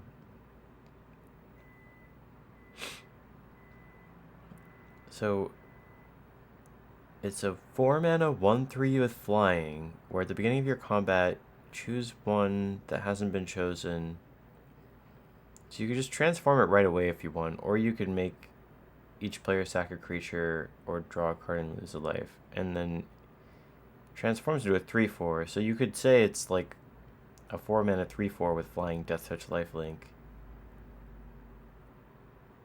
And she buffs your other creatures that have flying, Death Touch, and Lifelink. But that's a weird card. There's just a lot going on with that card. Here's a Cleric.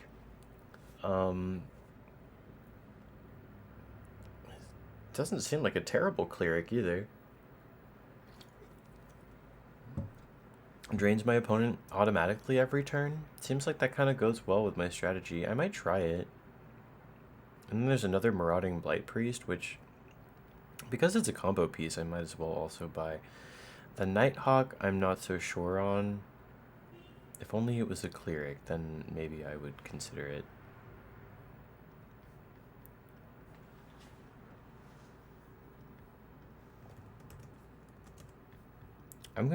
I'm just gonna try cutting one Blight Priest for one drawn as Emissary and see how we like it. Its stats are only slightly worse, but it has flying to make up for that. It doesn't have as high of a ceiling, but it does have a much lower floor.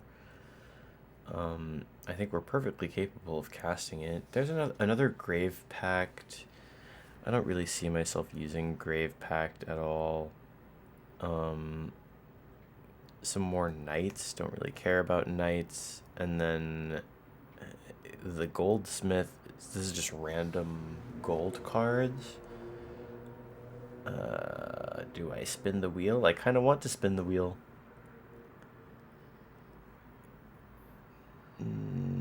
I'll spin it one more time. I just want to get one black and white card. I just want to see a single one. I guess Crime. Put target creature or enchantment card in an opponent's graveyard into play. No. No. Uro. That's, I think, just too good to pass up. But I am still looking for a black and white card. Man. Deny the Witch. The Witch is like, I'm about to, and you're like, denied. Denied, Witch. No busting for you. Teferi's decently good, but it's not like overwhelmingly great in an environment like this. Okay, you know what? I give up at the goldsmith. The goldsmith is not doing it for me. I'm gonna just fight this vampire instead. I'm totally intentionally fighting him. I'm not accidentally running into him. Easy mistake to make, of course. I can't keep the 1 land hand. I can keep the 3 land hand, and I can also throw out the locket, as I'm confident. Oh, I'm actually not that confident in this hand. Wait, Loki. It's actually pretty bad. I'll play the isolated chapel, pass. They play a swamp and pass. We play Guide of Souls, a little behind schedule. I'll keep the Giada. It might help us make up for that slow start. Let's play another isolated chapel. Giada. Oh, maybe I should have played Righteous Valk. But this way I am holding up swords. Ugh. They just kicked another one.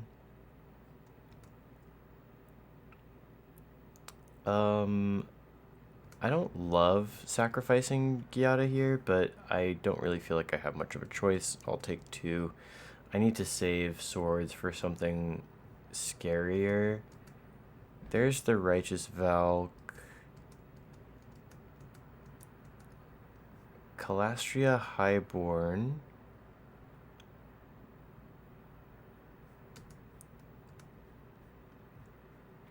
I'll play out my Aspirant.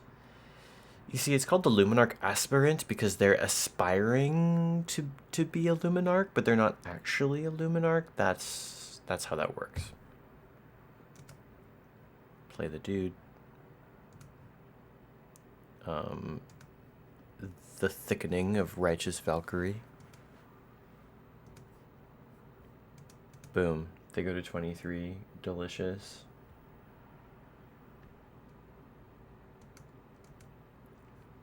Another gatekeeper making me sacrifice stuff. Okay, well, this time I will sack the guide. And I'll swords the Highborn. Take 4. I might as well just hang on to the Igonjo. Let's grow the Aspirant and then pass. Okay, grow the Aspirant again. Hit for 3 in the air. Carrot cake. Keep that on top. Pass. Draw a Voice of the Blessed. And I'll grow the rabbit token. Attack. Pass. Crack the carrot cake at their end step. We'll keep that on top. Trigger Voice. Draw a card. I could play the fully powered up Seraph here. In fact, I think I will. Gaining even more life. Yeah, that puts me just over the threshold, so I'm glad I did that. And we'll give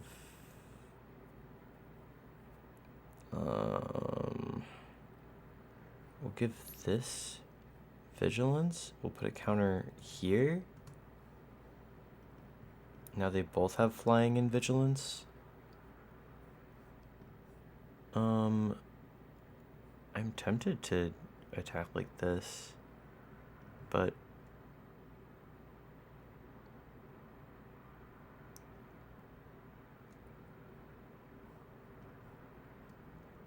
wait, we've got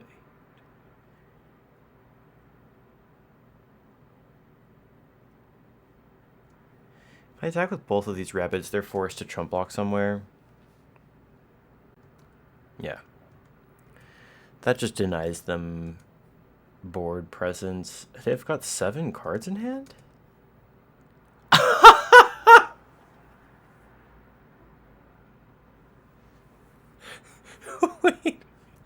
You're telling me they've been holding up 4 dismembers this entire time?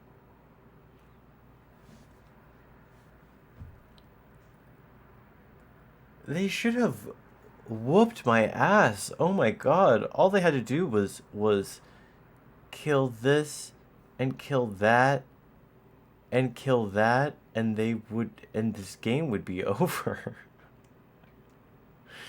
I guess they don't. I guess it doesn't deal with the steel seraph. I'm sorry, that's crazy.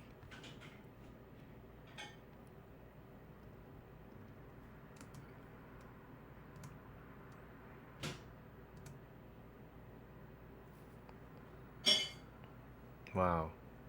Yeah. Okay. Give this flying. Give this a +1/+1 counter.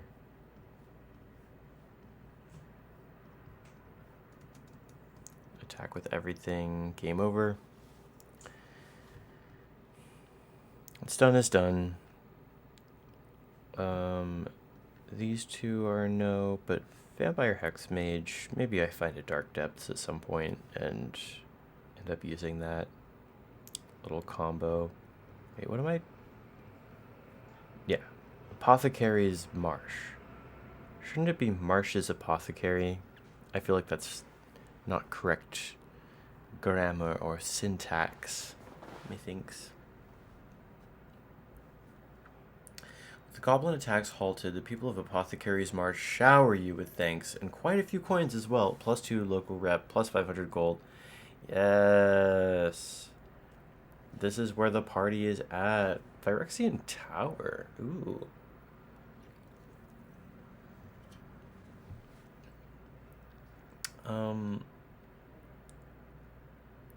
I have to admit, I am tempted.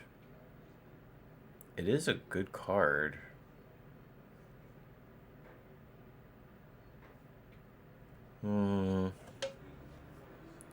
But is it for our deck, though? You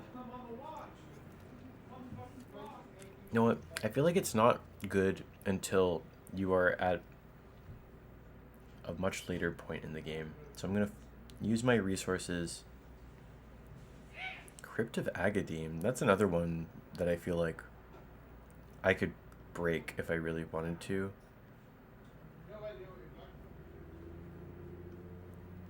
But no, I'm spinning for an untapped black and white land and no less. Caves of Koilos. Fuck yeah. That 100%. 100% that fits the bill. Flooded Strand. Yeah, unfortunately I just can't turn down a Flooded Strand, especially one that's just rare like that instead of the mythic rare like special art ones. It's just a good deal. Underground Sea, it's a beta duel. We have to take it. Hopefully I find an untapped... There's an Urborg and a Caves of Koilos and a Bayou.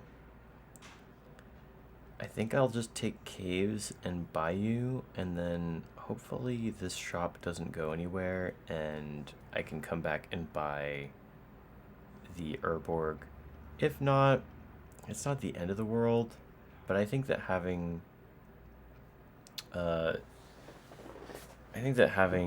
two caves in my deck makes a pretty big difference.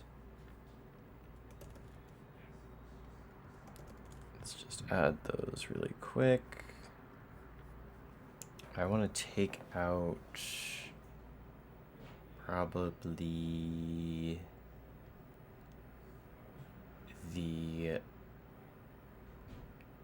isolated chapels.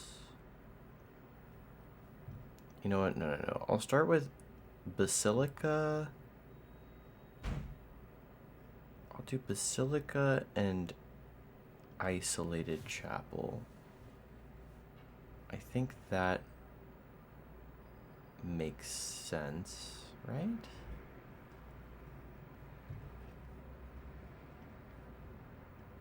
Okay. And I'm looking for merfolk. I'm looking for merfolk because I want to get more cred in that town where the land shop is. It might disappear though. Those land shops have a habit of just kind of vanishing. Shops in general, I think, disappear if you shop at them enough, but I don't fully know how it works. That's the crazy thing about this game is I think I've probably played this game for like 1,000 hours at this point, and I still feel like I know so little about how it works. But that's kind of part of what keeps me coming back for more all the time. I will keep this hand. It's kind of painful, but this is an example of a hand that, like, it might hurt, but it, like, this is, I'm able to curve out thanks to my mana here.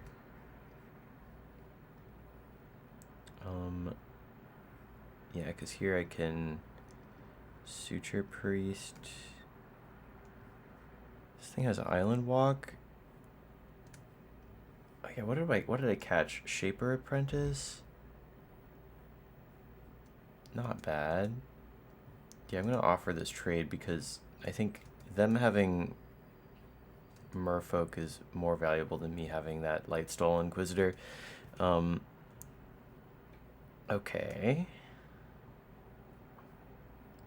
Shattered Sanctum. And then here comes the Righteous Valkyrie.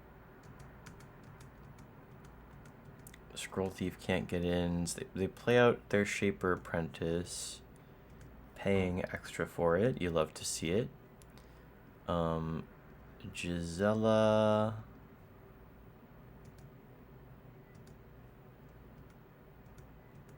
Gaining some of that life back that I've been paying.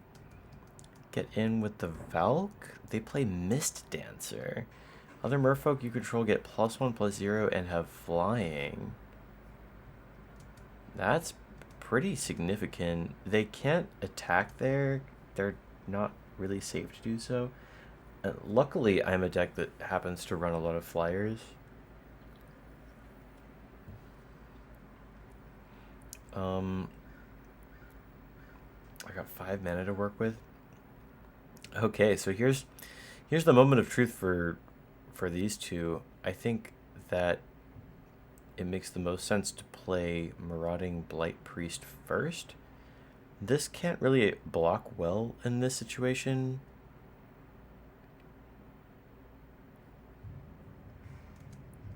Okay, Marauding Blight Priest comes down. Carrot Cake comes down. Triggers a whole bunch of things. I'm also realizing now that I didn't pay attention to whether I what I just scried back to the top of my library there. I want to attack with Gisela. I just can't justifiably do that. As well, yeah, they could just deal so much damage back to me, and I really want to get up to 20. Okay, thank goodness. They play the Scavenger, but they don't have anything to sacrifice for it. They don't have an artifact or enchantment to be able to bounce something. Let's play the Emissary now. Gain, drain, gain, drain. And now I am in a much better position to go attacking. Although even they did just play a 5/5. It's just so awkward because they could block with everything on Gisela. And kill her. Damn. Okay, I'm going to play it safe because I actually have a pretty fast clock here without even having to attack at all. Yeah, they go to 6. They're way too scared to attack. I'll crack my Carrot Cake, put that on the bottom of my library, gain and drain, and then gain and drain some more, and then gain and drain some more, and then gain and drain and gain and drain, and it's just game over for them. Hell yeah. Still don't know if the Blight Priest is better than Drana's Emissary or not, but I'm just going to keep testing it out and see how I feel about it. Patient Rebuilding?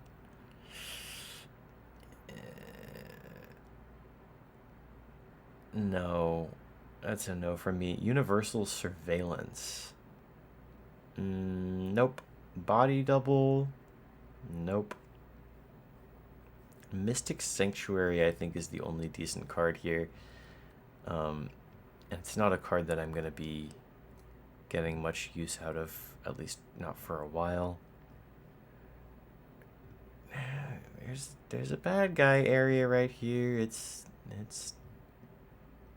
spooky. What is here? This dude? I don't know. Whatever. I'm gonna stick to what I know for now. Refight this merfolk. I really want to power myself up so that I can challenge that Library of Narsil area again, because that was tough but fun, but I want to come back and whoop ass. We'll keep this hand. Start with the starting town, just so I don't forget. I don't know why I'm anxious about forgetting to play that card before it's too late. Plains into... I kind of want to do Giada here because I've got 2 angels in hand. Okay, swamp.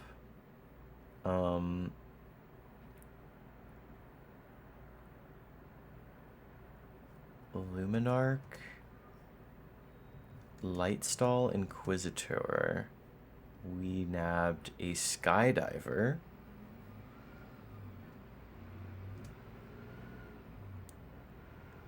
Oh, I did it.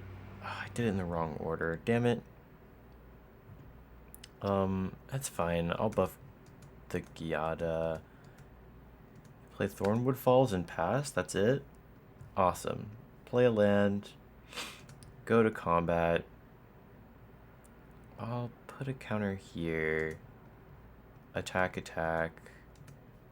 And then I'll cast Laisa. Let's see if they've got a removal spell for it.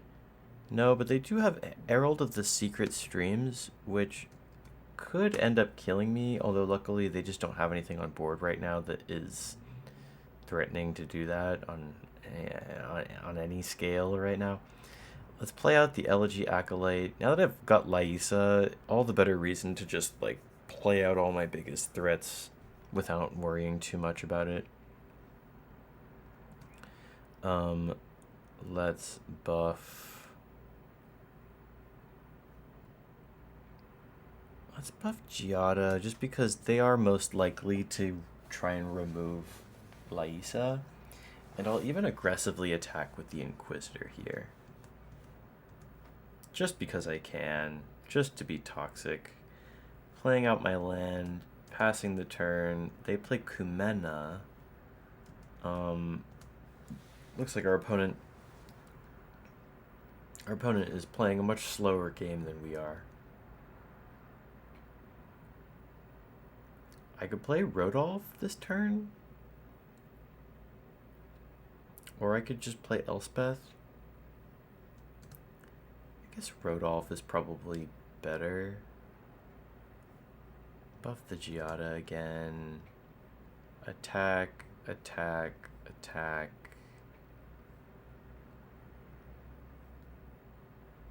Right?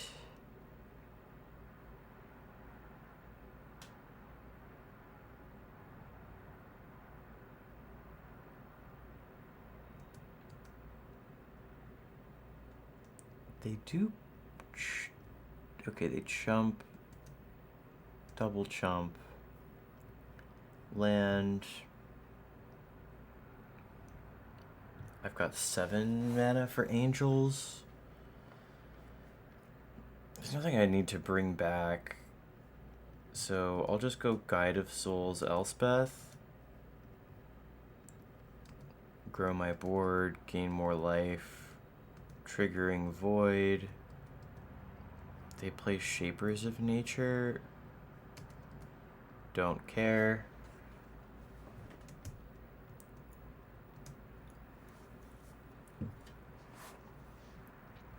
Play my land. Cast my Priest. cast my Rudolph. Why not?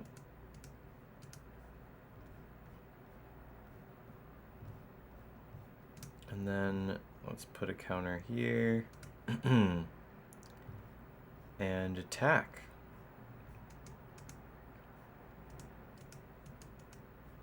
Game over. Take that, merfolk. One by one, I am showing all the enemies of this world who is the boss. I don't want to fight all of you. I just want to fight the merfolk, dude. Okay, here's one. He's got an elemental sprite, but he counts as a merfolk, so it works.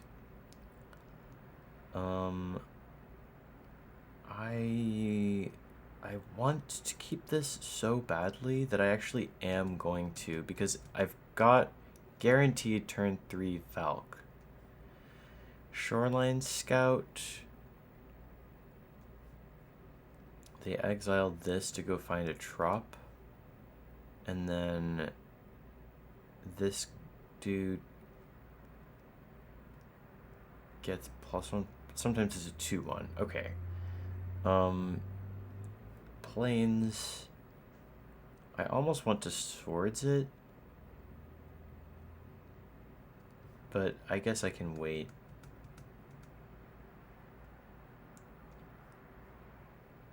Shoot. I really want to swords it. If only the AI was more consistent about playing their lords out before combat, because they could very well play a Merfolk of the Pearl Trident here. It's my only removal spell. I can't waste it on this 2/1. I just can't do that. I'll just play this land, play Giada. I'm a little scared that I haven't drawn my third land yet here. Merfolk Wayfinder. Okay, they drew 2 cards off of it. Not bad. And of course, not of course. I am being punished here for my greed. And it sucks to suck, I guess. I could have also attacked for 2 there. Merfolk Spy. Okay, Caves of Koilos. That's great. Let's get in for damage and then play out Gisela. Gain some life. Pass the turn. Opponent plays Drowner of Secrets. Just so many merfolk that are just so weak and not scary at all, which I'm very happy to see.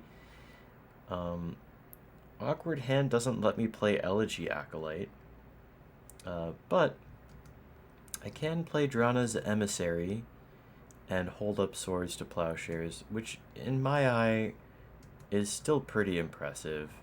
Forcing out a chump block. They mill me for 1, and they mill me for another 1, and a third time. Moonlit Scavengers is gonna eat a Swords to Plowshares.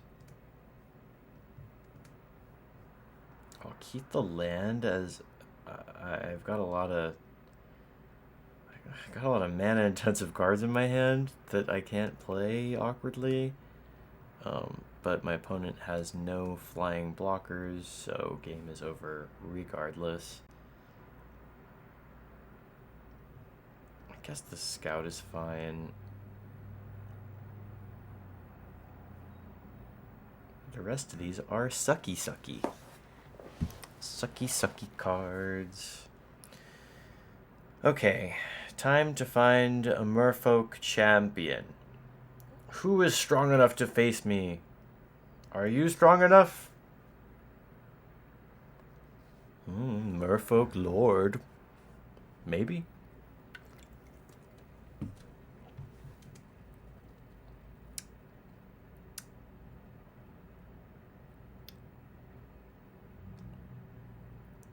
It's another 2-lander. But again, I'm gonna risky keep it. Shoreline Scout, revealing or exiling Kumena Speaker. Find a plains off of that, and then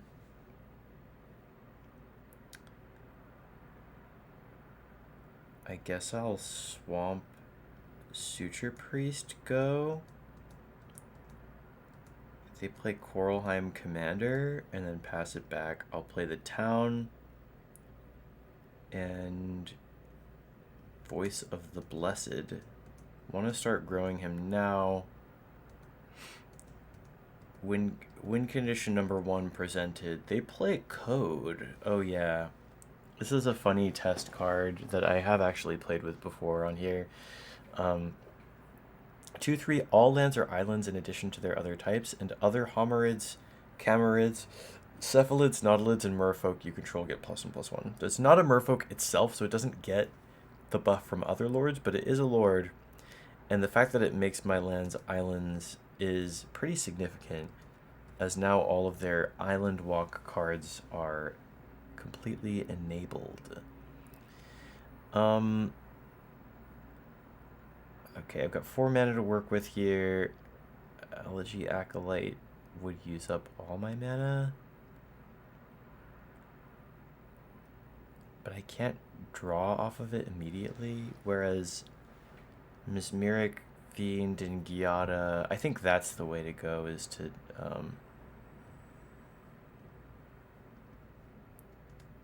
play Mesmeric Fiend. Yes, I'll gain a life.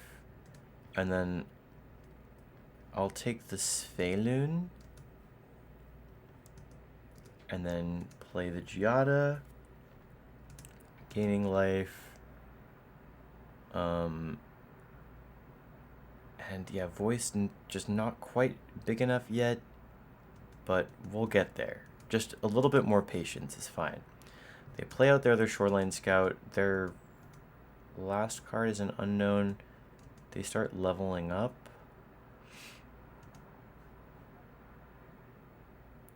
They have two unknown cards in hand.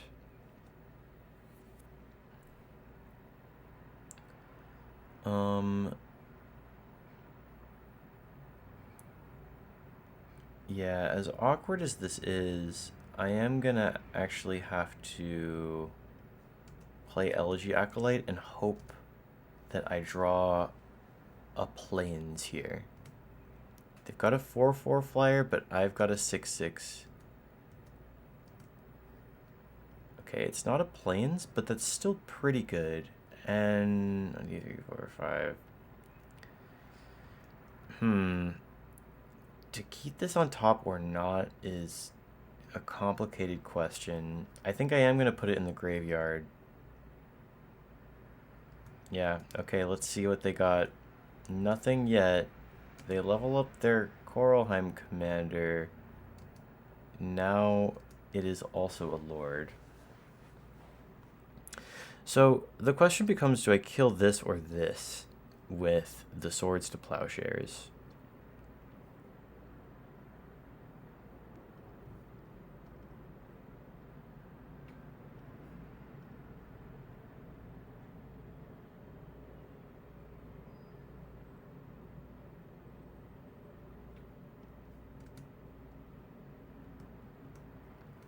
Boop, boop, boop, boop.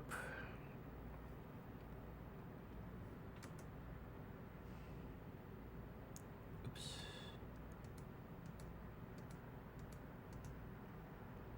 Not quite how I meant to go about it, but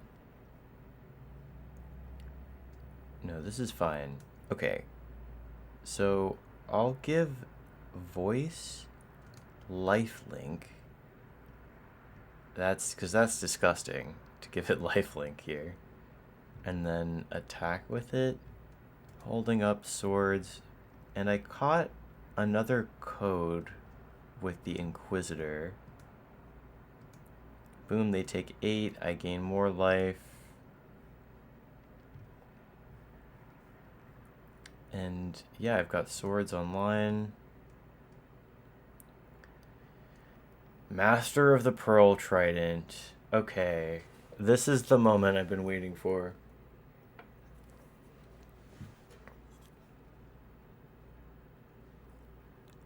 They're close to having lethal on board.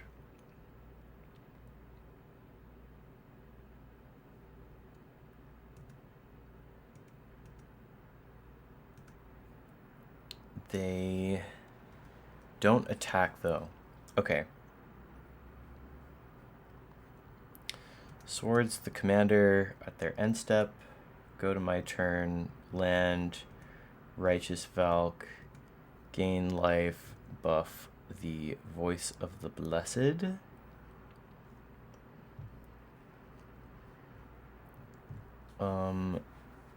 And now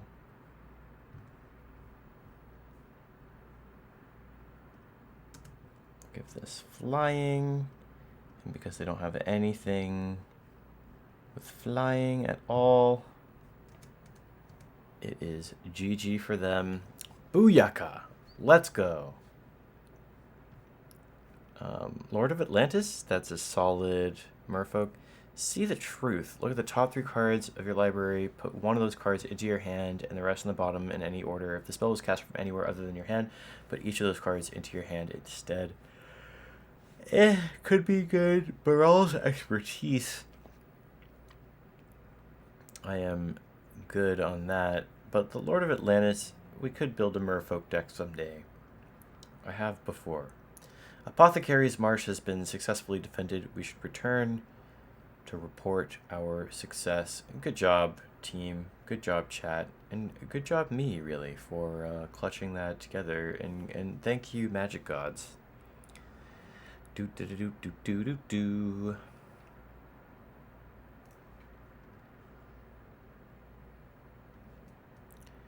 Yay, the land shop is still here. So is Urborg. I'm just gonna go ahead and buy it. Fuck it.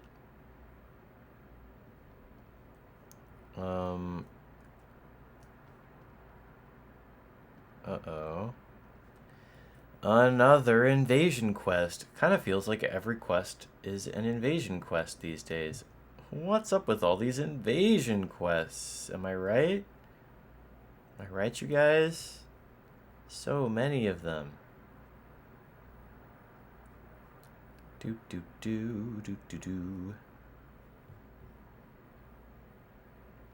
There's one of them. Right next to a mushroom man. Okay, we got him. We got him, boys. Mushroom Raider. I'll keep this. Turn 1 tap land go. I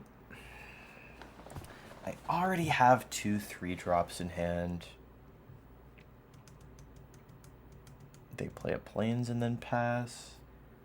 I will play a plains myself and then pass. They play a forest and then pass. Exciting gameplay. Swamp. Righteous Valkyrie. Kind of the hallmark card of the deck. They play Griff Rider. 2/1 flying training. That's a mechanic that nobody cares about. I'll play Gisela, gain a little bit of life, and then just take the free attack on them. They play out a Vampire Slayer, which doesn't do anything against us, except to Rodolph, which I think we're still running, so I guess we have to watch out for that. What are they for? 5.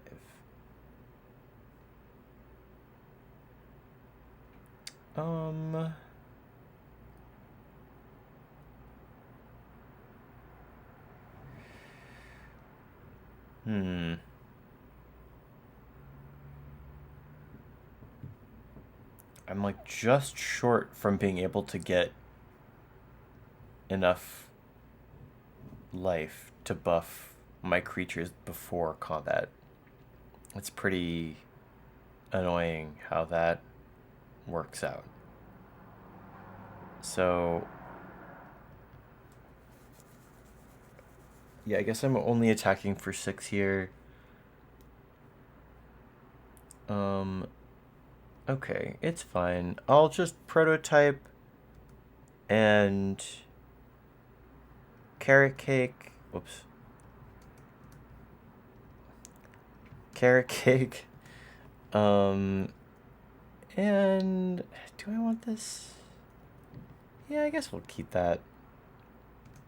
And then I'll give this vigilance. And then attack.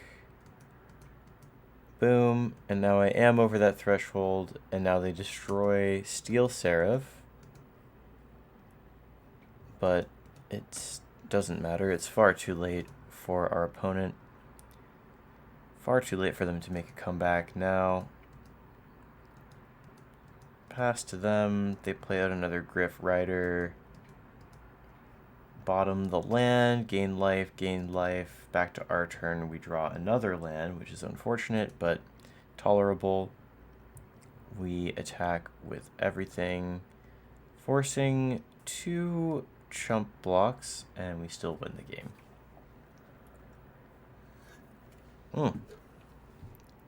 Beautiful. Clinical, even. Angelic Quartermaster seems bad. Ambitious Farmhand also seems bad. Yeah, these are all Garbo. Like maybe the Cathar Commando is okay. Yeah, sure. We'll go with that. Even though I doubt I'll play it either. Soldiers. There's one. Have at thee. Huzzah! Oh man, chat, I really gotta pee. And chat has been so empty today, it's so sad. Oh wait, I was just on the wrong tab. Oh, but it's still empty.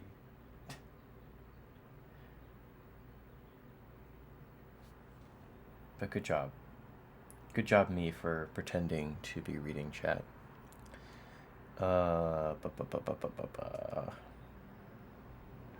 keep this. They play a Viridian Longbow.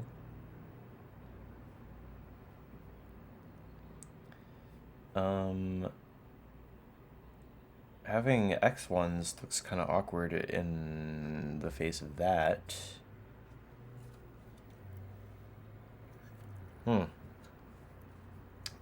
No matter. Shadowy Backstreet. I can't say no to that card. Heart Piercer Bow. Okay, Plains. Like, fuck, do I play the Mesmeric Fiend? Yeah, I'll play the Mesmeric Fiend. Let's see if they've got a 3-drop creature. I've got 2 creatures.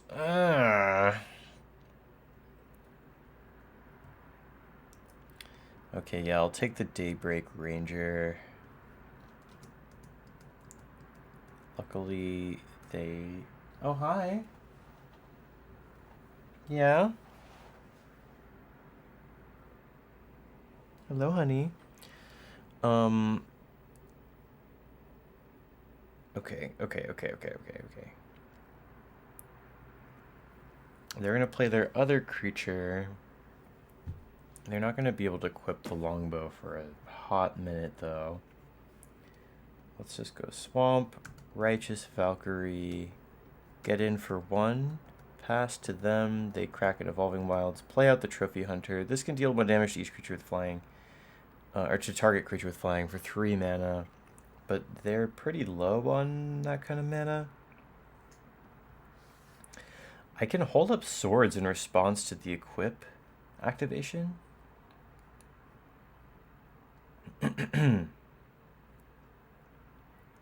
But then I can't play Gisela. But I think that's fine, because I can play the Blight Priest instead. Get in for 2. And then, yeah, let's go ahead and Time Walk our opponent. They attach the longbow, exile in response, and now they're fucked. Play the land.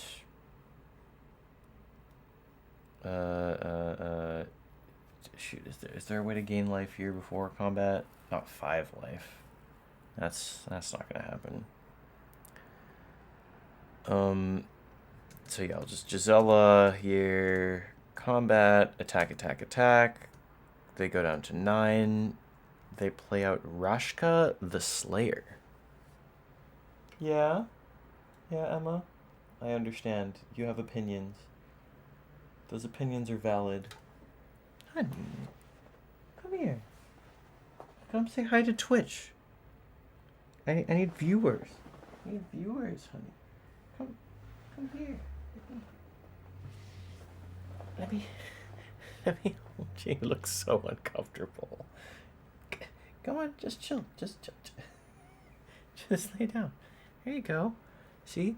It's not that bad up here. Yeah, there you go. She hates this. Oh, I know you. It's very rare to have you sit up here. You're so good. You're so well behaved. Okay, Rashka the Slayer. It's got it's got reach, and it gets +1/+2 if whenever it blocks a black creature.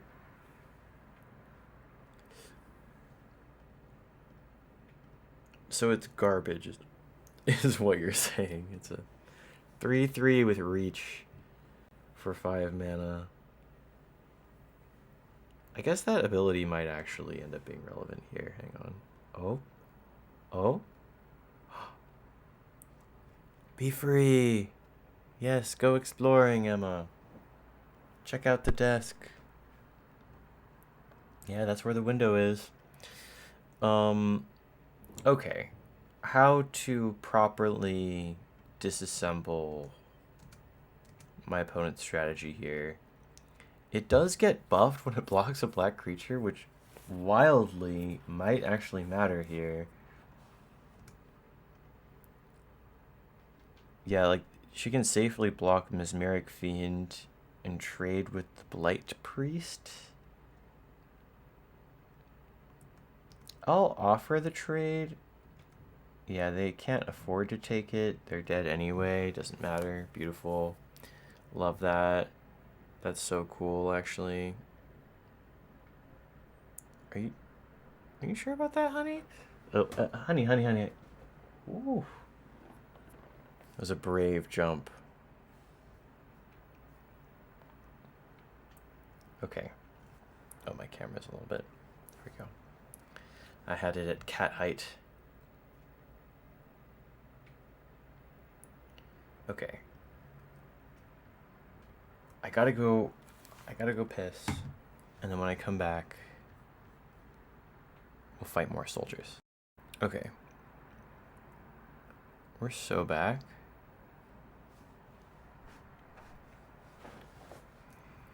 Okay, we're on a journey to find some soldiers. That's not a soldier. That looks like some crazy witch lady. I'm good on that. We have a quest to do. Wait, is that it? Is this an Eldrazi? This might be... Oh, this is probably one of those Dross dudes. Yeah. I hate how much these guys look like the Eldrazi, or like they could be Eldrazi, like just based off of the appearance.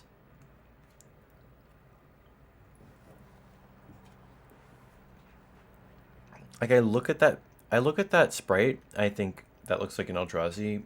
Yes, there is. It's actually made to look like this one Phyrexian card, but there's so few Phyrexian cards look this Eldrazi-esque. But what you gonna do? I know what I'm gonna do. I'm gonna ship that away. And keep this.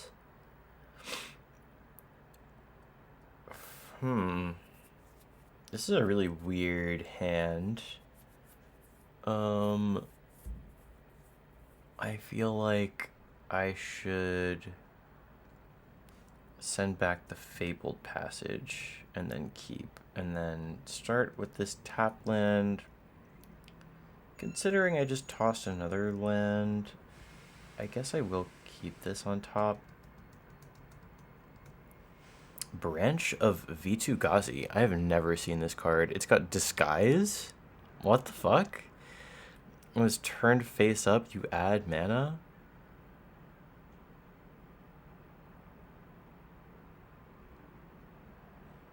That seems like a completely useless card.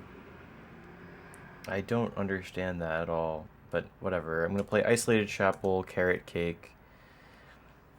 Another Swords to Plowshares. This is, again, just really awkward.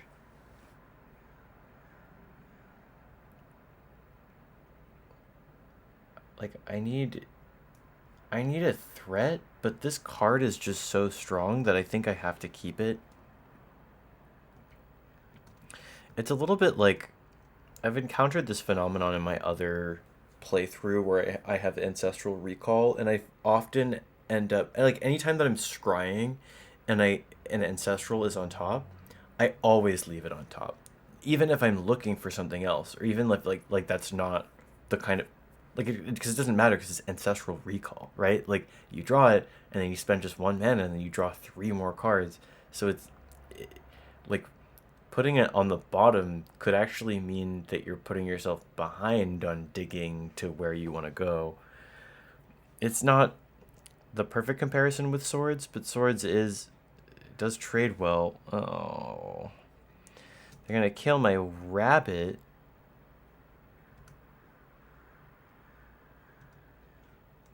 They reveal Dragonhawk, Fate's Tempest. 5/5 Bird Dragon. This card is so sick. Enters or attacks, exile the top X cards of your library, where X is the number of creatures you control, power 4 or greater. You may play those cards until your next end step. At the beginning of your next end step, it deals 2 damage to each opponent for each of those cards that are still exiled. So 2 of those plus a Decadent Dragon.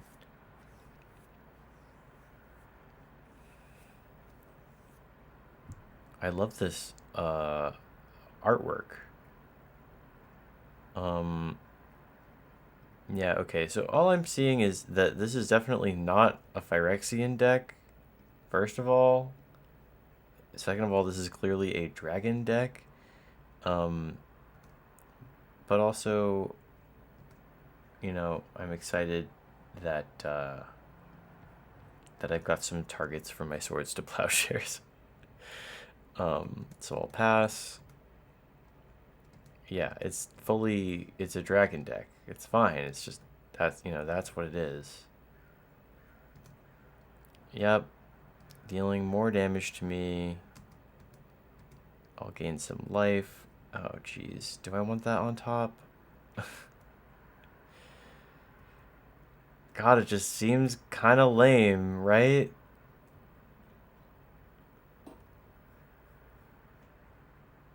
Fuck, I guess I'm keeping it.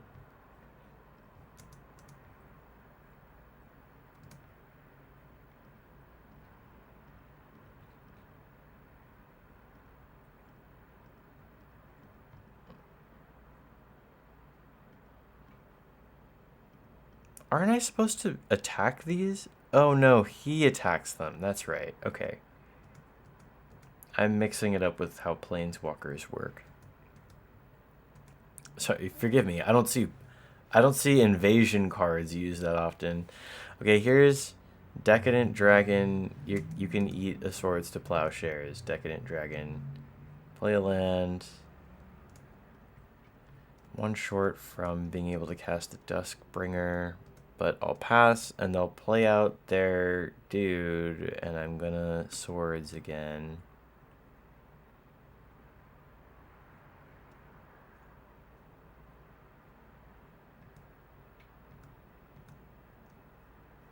Okay, well, not a land, but that actually works just fine. Triggering Guide of Souls. Getting in some damage, passing the turn, and let's see their second Dragonhawk, which we can now answer with Elspeth. Play out Rudolph. Yeah, surprisingly, kind of mopped the floor with them with a mediocre hand that actually worked perfectly well for what they were doing. I'm sorry, what? What are we looking at here? These are the cards that were exiled by your boy.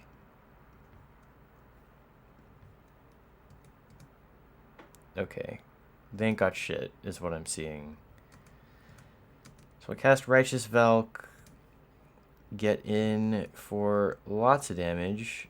I think I will just make this rabbit big because rabbits are cool. And then I don't have anything to resurrect here. 5 damage on Rodolph. Shoot, and I don't have a way of gaining life. That's too bad. But, you know, what you gonna do? Trigger Guide of Souls and Righteous Valk with a Drown as Emissary. That seems like a decent way to start. Now we're at exactly 20 life. They go to 18. Oh, we forgot to activate Elspeth. Awkward.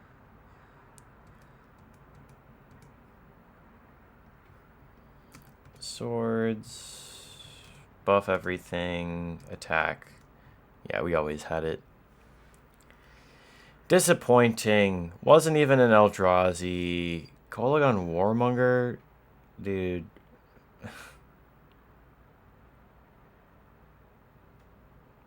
No. Dude, this is such a hideous looking card. Like I'm not a fan of the look of this whole card. And then Warcrafting is just not that good either. Okay, here's another soldier. Bring it on, soldier. What you got? Oh, I'll keep this. It's actually beautiful. And I wouldn't mind another land, which I do find.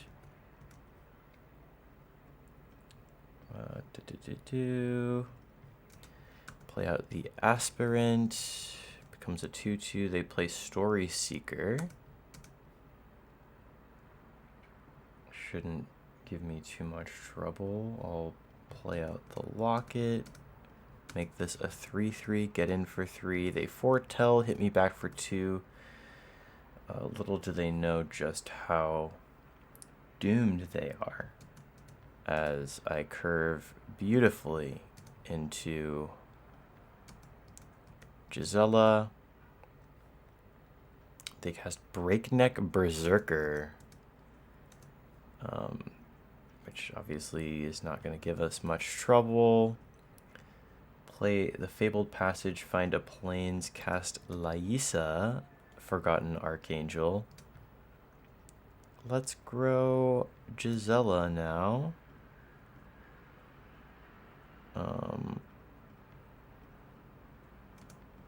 Attack. They play Gilded Assault Cart. Cute. So it's just a bunch of dwarf theme cards. Obviously, it just is not enough to beat us.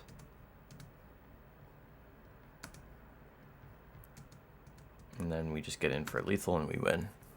Yeah. Well, those were dwarves. I don't know if those count towards, you know, what we're looking for, but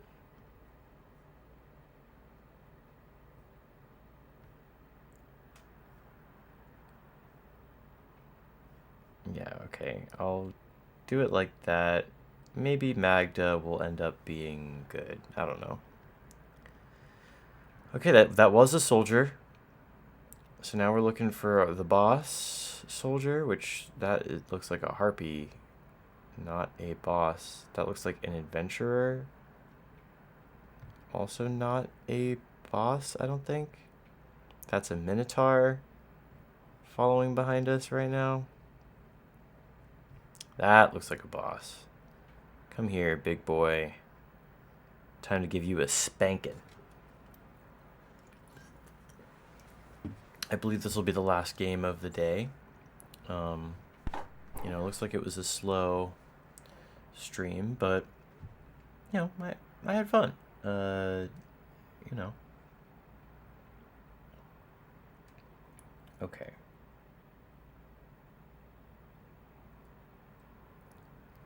I'll keep this hand. Play a land, and I'll start with Guide of Souls. No turn 1 play, which I'm glad about. I certainly have options here, don't I?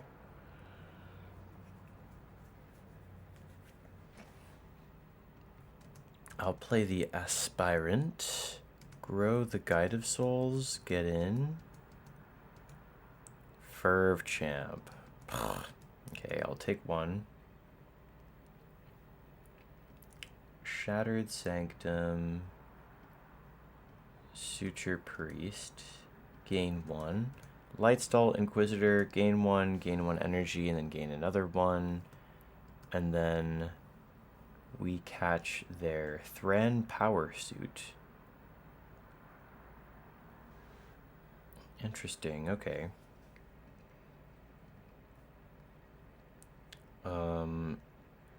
Then I'll move to combat. Let's see, that thing has First Strike and Haste, and they probably want to equip stuff to it. Let's make the Lightstall Inquisitor bigger, get in for 3. Okay, well they found the equipment that they wanted, but well, it's not the one that they wanted, let's be honest. They found an equipment. I can still do a lot here with just these two. Bring them down to 25. But then I don't have any other play here. They do have an Inspiring Veteran. And now they feel like they're safe to attack. Okay, well, you leave me no choice. I will Igonjo it. And then they've got 2 cards left in hand. Let's see what they are. Energy. It's a Maul of the Skyclaves. I'm actually quite happy to get that card out of the way. And then let's grow the Inquisitor. Attack, attack. I kind of want to jump the... What if I jump... Like, I want to give the Inquisitor wings. Like, flying plus vigilance just seems really good. Am I putting all my eggs in one basket, though? I think I gotta go for it. Okay. I'm in top deck mode. They've got a Benelish Marshal.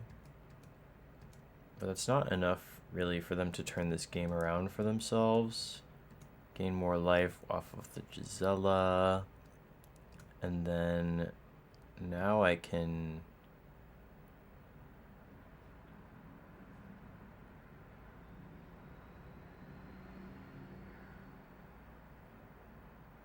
I want to grow Guide of Souls. And then just attack with the Inquisitor. Circle of Loyalty. Okay. They should just have given this card... They should have given this card Affinity for Knights. Why did they say... Why did they have to write the whole thing out, you know?